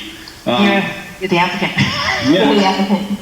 Yeah, so I guess I'm a little, I guess what the word is, confused. So my understanding is the original developer has the order of conditions for that roadway, which is technically on my lot, which is lot 6A. I believe it's Patricia has said she's reached out to him and he has decided to throw up his hands and say he doesn't want to do anything. But my understanding is he's not legally allowed to do that, as his, as I believe Ed said, his order of conditions hasn't been approved yet. So I guess my thought would be anything related to that road, since it falls under that order of conditions, would have to be completed by him. I'll gladly take responsibility for anything on my lot. In terms of my constructions, I'd have to obviously get in touch with the owner of 5A before I would say I would take responsibility for their builders. But I'm sort of at a loss of how the original developer is no longer responsible for something. So maybe that's just my not understanding. If anyone on the commission can help me. Do you want to take that one, Tricia? Well, I was just going to add that, yes, I think his perspective is that this is a driveway and not an extension of the road. And I believe the planning board also views this as a driveway. However, I mean, it is kind of an extension of the road. So yeah, it's like a gray area that it is part of the original order of conditions. It does show on the plans that we have for the subdivision. So, yeah, so my understanding in talking to, I forget who I spoke to initially, was their order of conditions also, and Rebecca brought this up last meeting, was that needs to be paved for that to be approved as well. So that all needs to be completed. I just don't see how I can get involved in that if it's on that if that's developer's responsibility. Okay, so I think we're going to need that in writing from the developer. Mr. Berardi, that means that we'll have to continue the hearing another 2 weeks at least, and our next meeting is very full. Can we suggest that this is a condition that nothing moves forward until you get that letter, so that we don't have to wait until July? We generally don't do that as a practice. Madam Chair? Okay. I do agree with the applicant that it's up to the developer to do the black topping. I am worried about it, but then again, there's nothing I can do about it until he does not do it. What I'm concerned to the applicant is that when you're constructing the house, your excavator's not paying attention, you get some silt running down the roadway and into that 25-foot no-touch area. What they did is they put this roadway right at the 25-foot no-touch area. It isn't a foot of room for error. So I'm not looking at, if you're going to take responsibility for your excavator, when Trish calls you, you're going to have to make sure you get things done. I don't have a problem approving this tonight with the opinion that, you understand it is a very sensitive area, and that you're taking responsibility when they're building your house. I agree, the developer needs to blacktop it.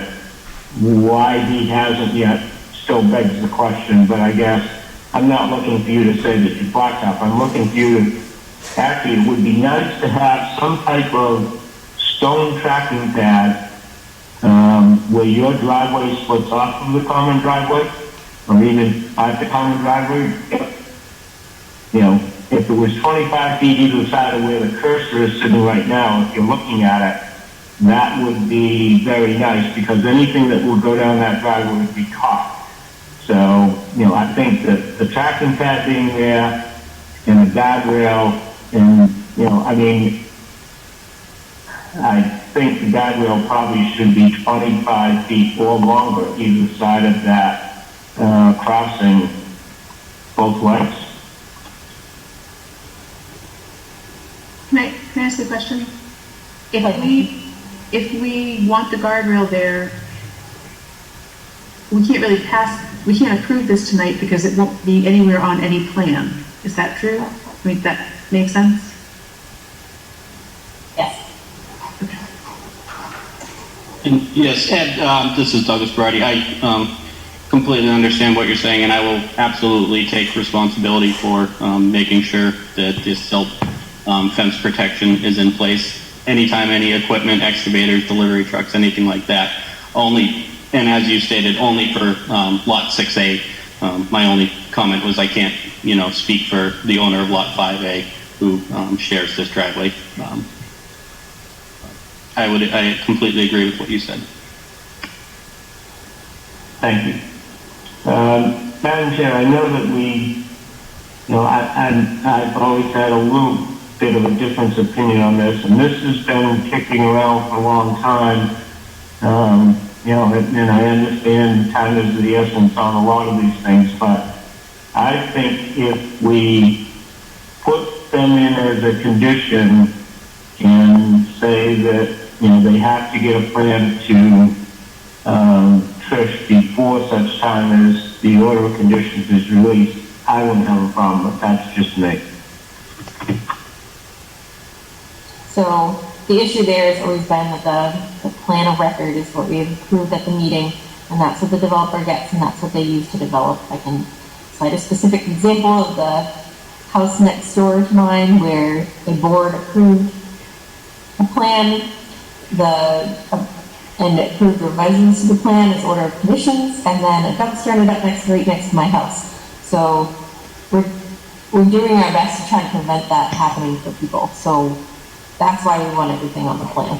And that's why we think about it, not just because of my own personal experience, just because this is our job, and things in the order of conditions are on a piece of paper, and the developer might never see that. Madam, may I? Sure. May I request that we get on the next hearing instead of the July meeting, if it's just the approval of a plan? I know your next hearing is very booked, but these folks are trying to... I think we could work with that. Promise, no long discussions. We'll show a guardrail, a tracking pad, and that's it, right? Did I get it? Is that it? Just somebody else besides me? I just want to make sure I'm not missing anything. Ed, just tracking pad. Okay. So. May I just ask one final question? Sorry. The original order conditions, we've decided lies with the original developer for the blacktopping. Would the guardrail fall under basically my responsibility? I believe so. Madam Chair, if I may. Ed? Yes, the guardrail would be your responsibility. You can debate it with the developer if you want, but so we would put what we put on conditions and plans, if it isn't done, you don't get a certificate of compliance, which means that your bank's probably going to hold up your money at a certain point. So, you really need a certificate of compliance. You probably need it to get a occupancy permit. So yes, if we do say it and you do agree to it, it is under you. Madam Chair, you do not need to show a certificate of compliance for occupancy permit. That does not connect. It is not, they don't legally have to have a certificate of compliance from the Conservation Commission to occupy the structure. Perhaps the owners of Lot 5 would be willing to split the cost. You would want to reach out to them, since they would be gaining a benefit of the guardrail as well. So maybe they can be a three-way if the developer. Yeah, no, that I can figure out, and obviously not to waste time on this meeting. I just wanted to make sure I understood. So when the Lot 5 owner and if I speak to the developer, that I know what my responsibility would be versus what his previous obligations are. Yeah. Thank you. Appreciate it. Okay. So, change of plans, next meeting. Hopefully we can get this straightened out in a way that works for everybody. I just want to thank the applicant, Mr. Berardi, for working with us on this. I know it's complicated and frustrating, I'm sure, but thank you. Anyone want to make a motion to continue to June 17th? So moved, Nancy. Motion by Nancy. Second by Peter. Roll call vote, Jackie Jones, aye. Diane Stewart. Aye. Peter Gately. Aye. Melissa Lamont. Aye. Nancy Ogers. Aye. And Ed Harris. Aye. Okay. So we will bring this up at the next meeting. Thank you. Thank you very much. Okay, and next on the agenda is the Casino Estates Lot 7A, continuation of notice of intent. Where are we on this one, Tricia? Do we have revised plans? Yes, so we also have revised plans for this. They're dated 5/27/2021. Okay, does anyone want to make a motion to accept from the record revised plans dated May 27, 2021? So moved. Motion by Peter, second by Ed. Roll call vote, Jackie Jones, aye. Diane Stewart, aye. Peter Gately, Aye. Melissa Lamont, Aye. Nancy Ogers, Aye. Ed Medeiros. Aye. Okay, so where are we at with this one? I'll defer to Rebecca. The plan changes requested at the last hearing was to number every flag that has been done. It was to show the wattle with the silk fence that is on there. We were also waiting for a DEP number at the time, which we now have. I believe this one was a little less complicated, but someone else can refresh my memory if it wasn't.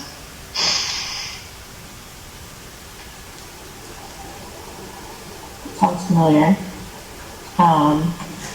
Okay, commission members. Or Tricia, did you wanna, is there anything else in your notes or? No, I mean, it was just for this revised plan. Yes, again, to show, all the flag numbers on the plan.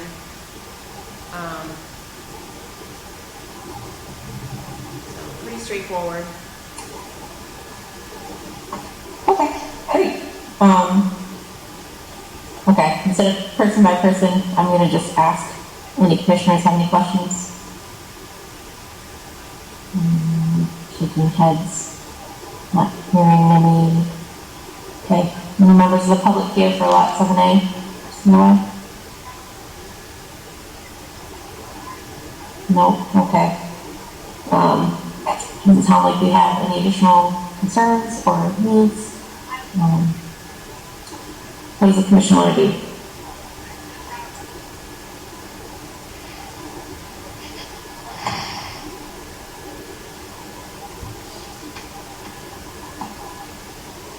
Madam Chair? I make a motion to order a standard order of conditions for the notice of intent for Lot 7A, Christina Way, Map 66, Lot 492, Douglas Dwyer, DP number SC 2201493, in conjunction with the signatures are made in accordance with the Mass General Law, Chapter 110G, and pursuant to the Conservation Commission electronic signatures authorization vote dated May 1st, 2020, for 52695, page 344, the Plymouth County Registry of Deeds. Madam Chair, you need to also close we also need to close the hearing. I would make a motion, I would amend that motion to close the hearing first. Okay. Second, Nancy. So we have an amended motion, seconded by Nancy. Roll call vote, Jackie Jones. Aye. Diane Stewart. Aye. Peter Gailey. Aye. Melissa Camillo. Aye. Nancy Okers. Aye. And Ed Medeiros. Aye. Okay, so we have closed the hearing and we're going to issue a standard order of conditions. So this one's all set. Is that it for you tonight, Rebecca? That is, thank you very much. Thank you. Have a good night. You too. Okay. So we have our last continuation of the night, continuation of notice of intent for 681 Wareham Street. Where are we at with this one? So there's an email that was sent by Kevin Brady of Brady Engineering about this. They're still working on... I want to interrupt. Yep. Thank you. So I talked to Kevin yesterday, so there's an update after that email.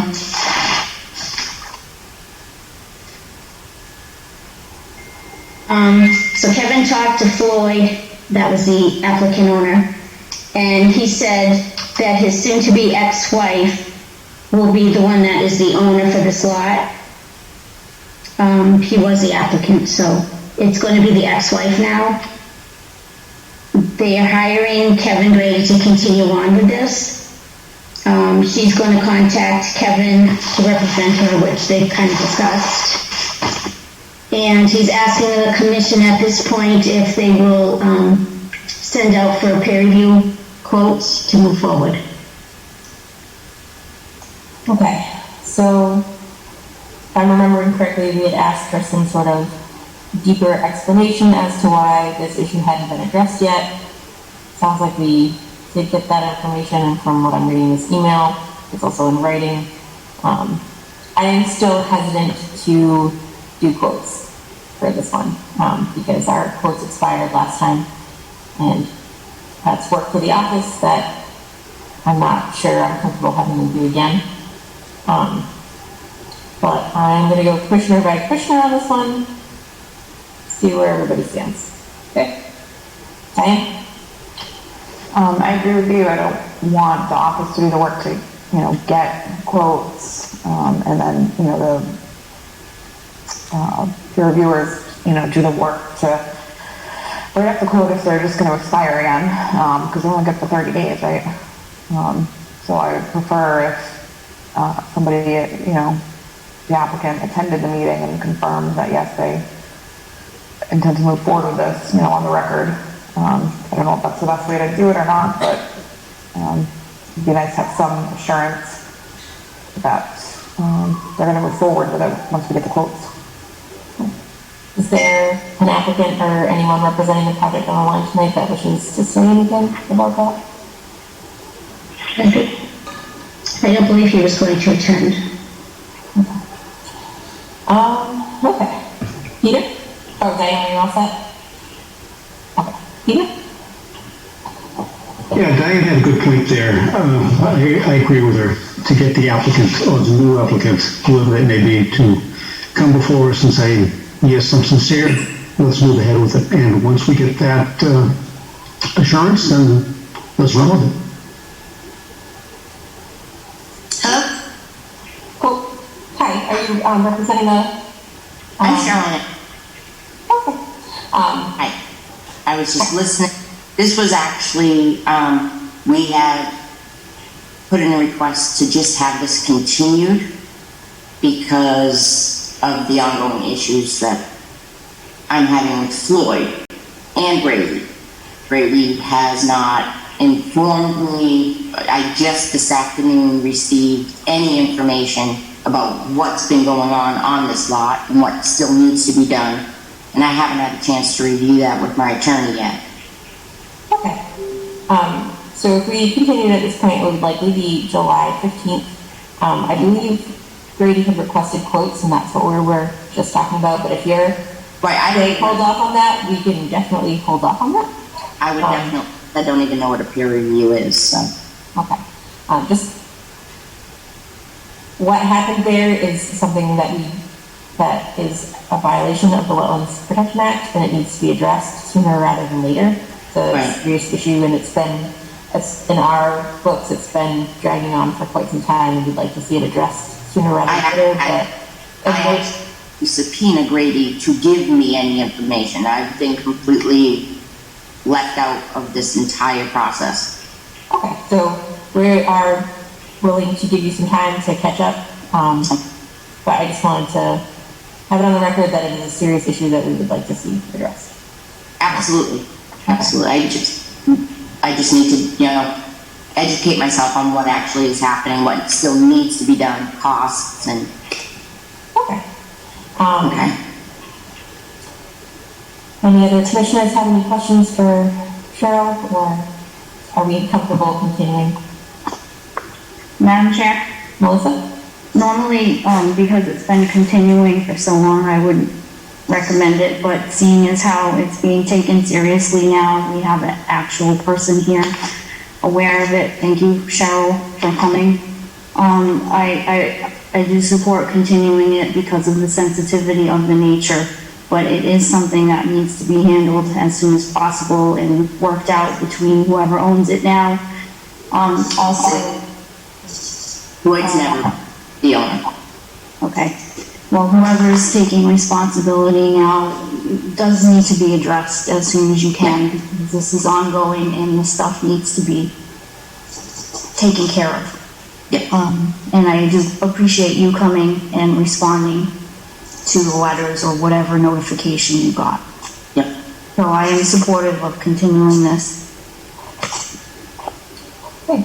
Any other commissioners? Madam Chair, there's, it'll always happen to see a face that comes in and takes responsibility, so I have no problem extending either. I just want to echo my fellow commissioners. Thank you very much for coming in tonight and for explaining to us what is obviously a delicate situation. We appreciate it. Yes. And we look forward to talking to you soon. So right now, we're going to continue to July 15th. Hopefully that will be time to catch up. And then we hopefully will hear from you then. Okay, thank you. Anyone want to make a motion to continue this to July 15th? So moved. Madam Chair, so moved. I have a motion by Peter, and I'm going to call that a second by Ed. That's fine. Jackie Jones, aye. Diane Stewart, aye. Peter Gately, Aye. Melissa Dumont, aye. Nancy Okers, aye. And Medeiros? Aye. Okay, so we will talk about this again on July 15th. Thank you. Thank you again for coming. Okay. Okay, so that's it for hearings. Next we have agent. I'm hoping to get out in time for Melissa. I know, we will. So just a couple really quick things. Just wanted to let you know that I went out to 26 Christina Way. This was that recent order of conditions that was issued for, a house, plantings that they had to put in because they had cut trees within, the buffer zone without permit. So I did look at that on the 25th of May. There's no grass in yet. They do still have the erosion controls in. There are plantings. I counted 9 myrtle plants, which is like a ground cover.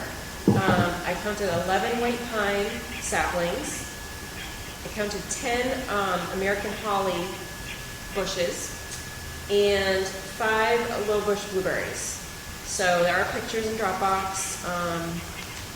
They just need to put their DEP sign up, so I've been in touch about that. So that's that one. So making progress. The next thing, just FYI, Municipal Vulnerability Preparedness Grant. We received that last year, and there was some money left over, so now that's repurposing that money. Some of this money is going to be dedicated to doing a Nemasket River plant survey for a section of the river. It would be between Assawamsett Pond and just south of Bridge Street. Actually, that was the one he did in 2018. This is Dr. Paget from Bridgewater State University. And this is going to continue that survey from Bridge Street to Wareham Street, where the dam is, our dam in Middleborough. So that's moving along. That contract got signed by our town planner. And let's see. Oh, and just FYI, Woloski Park, that old project, that FEMA project, I did go out with Wildlands Trust, and they're going to present to their board to possibly hold a conservation restriction for those properties, which is fantastic because that's an outstanding issue because we use CPA money. So, Great. Also, I've been asked to give legislative testimony about Woloski Park in July. The date hasn't really been set. Tentative, I think it's tentative July 13th, because a bunch of entities in the state, nonprofits, and other groups want to start a state flood program. Similar to FEMA, but they don't want to make the same mistakes as FEMA. So that's that. Yep. That's it. Keep us updated on that. Sounds like it's interesting. Great, so that's it for And then agent just stuff? mail, yep, and that's it for agent, yep. Any conservation commissioner reports? No updates on the bridge, Peter? No, nothing. Just saw an email that Trish sent about a week or so ago, kind of echoing mine to the engineer. Just sitting here, holding my breath, waiting for an answer. Yeah, we're just waiting for a quote from them. Great. Those are the projects I get excited about. Okay. Mail correspondence. Anything there that anybody wants to talk about?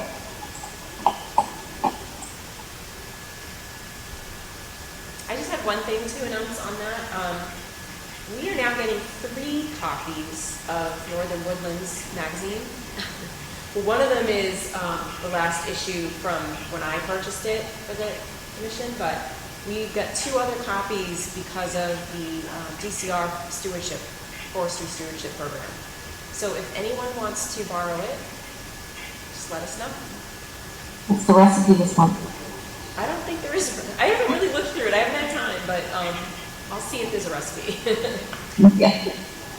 That is a beautiful thing to look at. One of the things I miss about being in person. I think there's benefits to both the Zoom and but one thing I miss is looking through the magazine. And one question on that, the mail. Did we already look at this, or what's the 61A property on Thompson Street? Oh, yes. So there's 2 Chapter 61A notices. One is for off Thompson Street.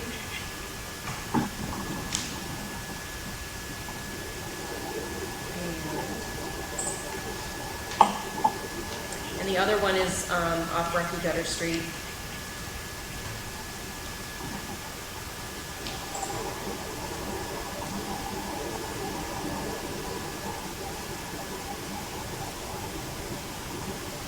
Are either of those attached to anything we might be interested in, or? No. Do we need to vote on either of those? Yes, please.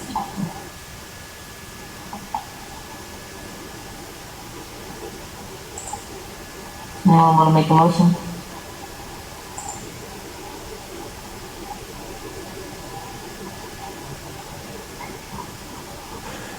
have any questions about it. Anything? Melissa needs to go pack, so. Madam Chair, Melissa? I make a motion to approve a letter saying that we are not interested in the 61A Thompson Street property. Is that what we're doing? Yes. Okay, I make that motion. Motion by Melissa, do I have a second? Second. Second by Diane. Roll call vote, Chuck Jones, aye. Diane Stewart? Aye. Peter Gately? Aye. Melissa Blunt? Aye. Nancy Akers? Aye. And Emma Dears. I'm recusing myself on that one, thank you. Okay, so we have all ayes and one recuse. Okay, so we did Thompson Street. How about 61A Rocky Meadow? I make a motion that we send a letter saying that we're not interested in the 61A property on Rocky Meadow Street. Okay, motion by Nancy, do we have a second? Second. Second by Diane. Roll call vote, Jack Jones, aye. Diane Stewart? Aye. Peter Gately? Aye. Melissa Blunt? Aye. Nancy Akers? Aye. And Emma Dears. Aye. Okay, so we're unanimous on that one. So, we've taken care of the 61As. Anything else, mail or correspondence that anyone wants to talk about? I saw there was a letter on the Citizens Environmental Health Impact Committee. That doesn't look like there's been any real updates there.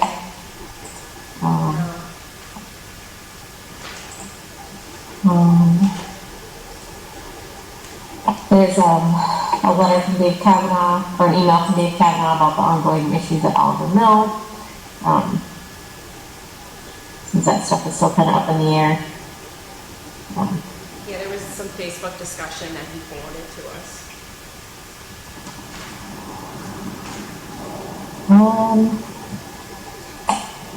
Western Forestry Plan? Or at least that's what I'm hoping this WTF stands for. Yes. Thank you for interpreting, I didn't hear that. I was like, when I first saw this, I was like, oh, and then oh, okay. Yeah, so they asked me about, Phil Benjamin had done their last forestry. It's a forestry stewardship plan for that property. So, and then they just asked about where they could get picnic tables. And I gave them the link to the Mass Corps program. It's Department of Corrections. They have, inmates make things that towns can buy. And I see that memo went from us, Tricia, to the Board of Selectmen, thanking Chris Pratt for all the ways that he's helped us, which we voted on at the last meeting. Wetland funding program for financially challenged. So I sent an email to DEP if that even is a program that exists, and I have not heard back from them. And then last one I have, where are the best family-friendly trails? Were we listed in there, or? Well, so it's funny because I saw that in the Enterprise one day, and I reached out to the group, and I said, if you ever want to talk about the trails we have in Middleborough to put on your site or whatever, just let us know. So I reached out to them, and they said, great, we'll let you know. But that was it. So. Should forward them that awesome map that Joe made us. Yeah, I think I may have sent them a link to our website and stuff. So hopefully they find it. Okay. So, Madam Chair, where is the Sanford property that has the conservation restriction? That Like there was a is letter about to the Rod and Gun Club. Is it down there? Yes, it's down off of Pine Street. So it's some property that Buzzards Bay Coalition worked with the families to hold a conservation restriction, and the town I believe co-holds it with them. And so they do monitoring every year, just to make sure there's no damage to the property. So is that land that's open to the public? I believe so. What's the best way to access it? Through the entrance to the Rod and Meadow Club. Okay.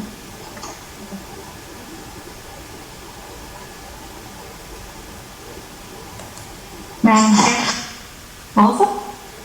I just want to thank Tricia for writing all these letters, the DPW acknowledgement for Mr. Peck, the letter for the SNEP watershed grant. It takes a lot of work to write these letters, and I very much appreciate what the office and what Patricia has put together for us. Thank you. You're welcome. Thank you, Melissa.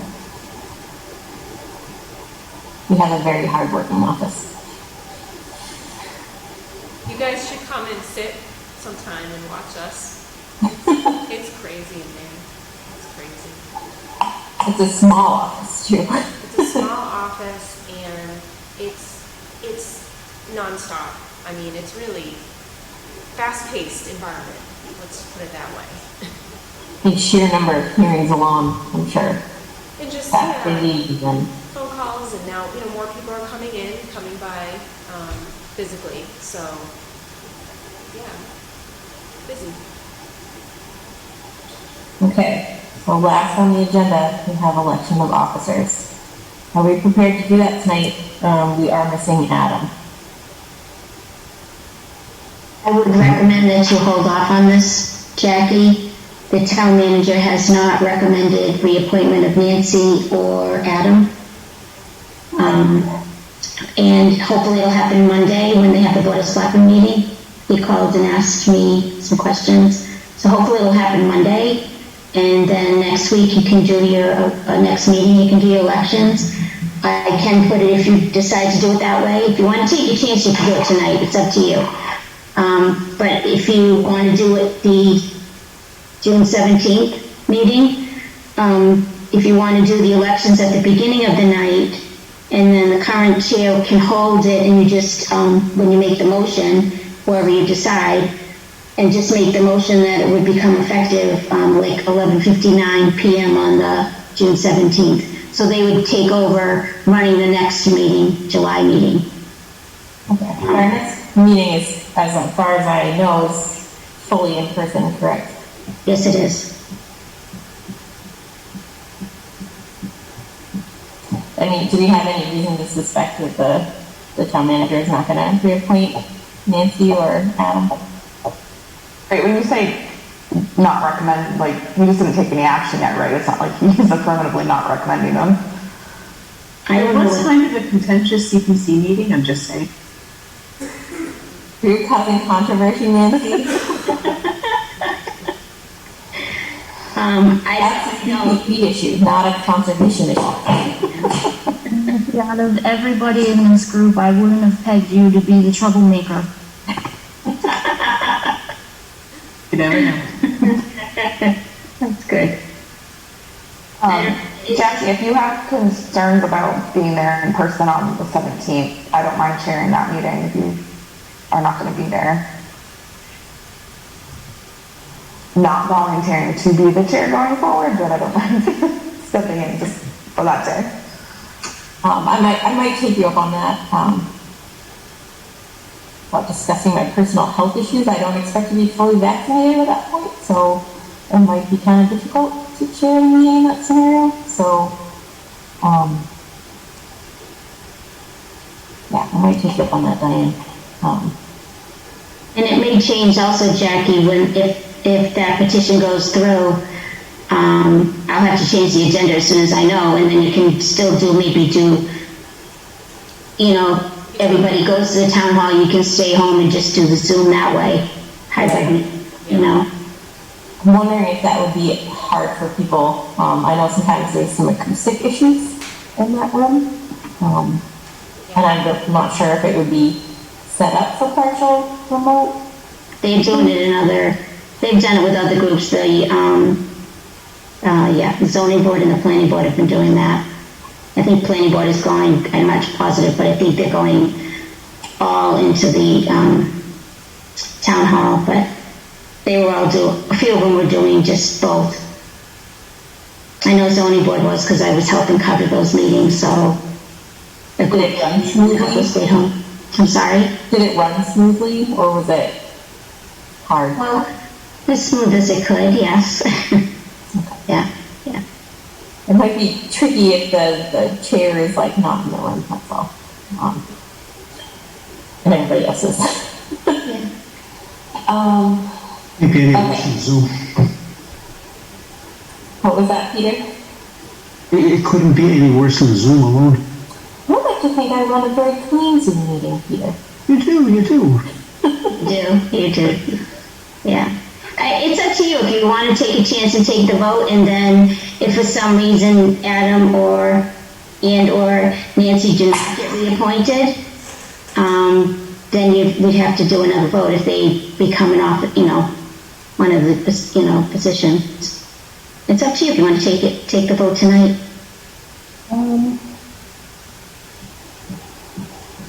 Can I nominate Diana for chair? Will Diane take that nomination? You're setting it real fast. If truly nobody else is willing to do it, I will be the chair. But if somebody else would like to do it, I'm happy to vote for them.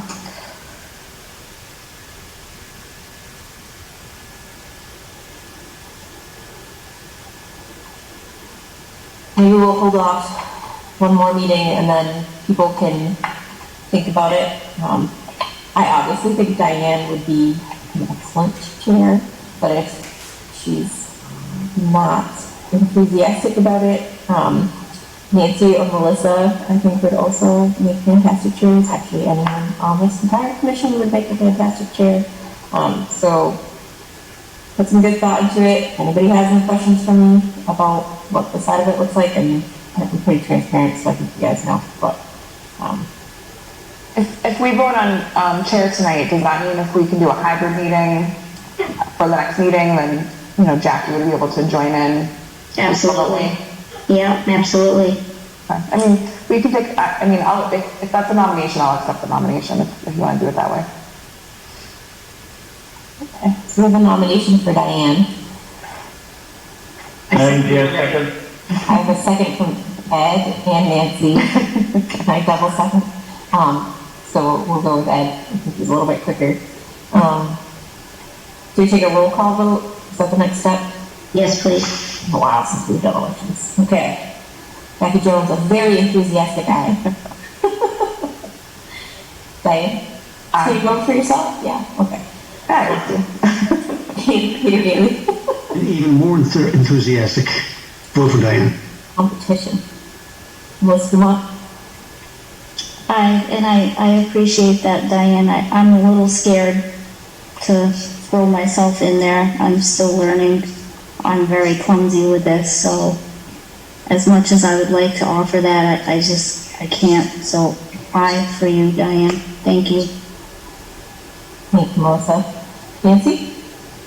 I echo what Melissa said. I so appreciate you doing that, because I just don't, I appreciate you saying that, Jackie, but I don't feel like I have the presence that will help the commission at this point. So I really appreciate that, and I so appreciate you, Diane. So aye.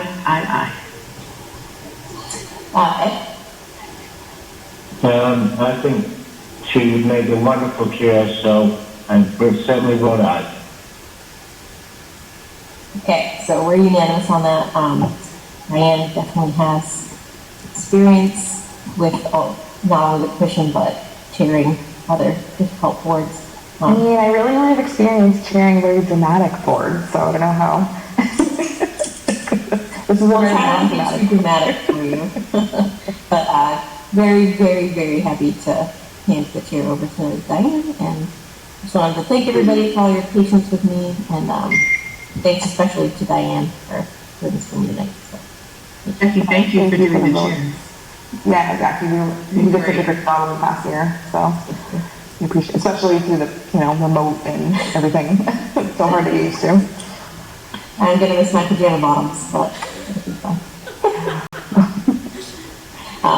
Thank you, everybody. Wait a minute, sorry. Oh. So you need to still do, vice chairs. Oh, vice chairs. Yes, please. So, You need a first vice chair because now Diane is no longer. And then you will need a, unless Peter wants to stay there and then, at the second vice chair or a new person. The second vice chair seat is open. Okay, I thought so, Peter. While I've got my finger on the button, I nominate Nancy for first. Madam Chair, I second that. Doesn't it make more sense to be like a starter role? Like you ramp up, so you start in second chair and then you move to first chair? No, we need a troublemaker in there. You have a point. you're ready. You asked all the right questions, so you're ready, and it's a good way to practice if you eventually want to. No matter what you do, it's not going to be as bad as what other people have done in the past, so. We're all here to support. So do you accept the nomination, Nancy? Sure. Okay. So, roll call vote. Jackie Jones, aye. Diane Stewart, Aye. Peter Gately, Aye. Melissa Dumont, May the force be with you. Aye. Ed.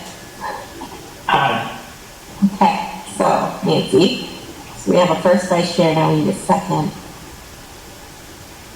I nominate Melissa. I will step up to that. I think I need a second from somebody, but. Second by Ed. Okay, so motion by Diane, second by Ed, you accept the nomination, Melissa.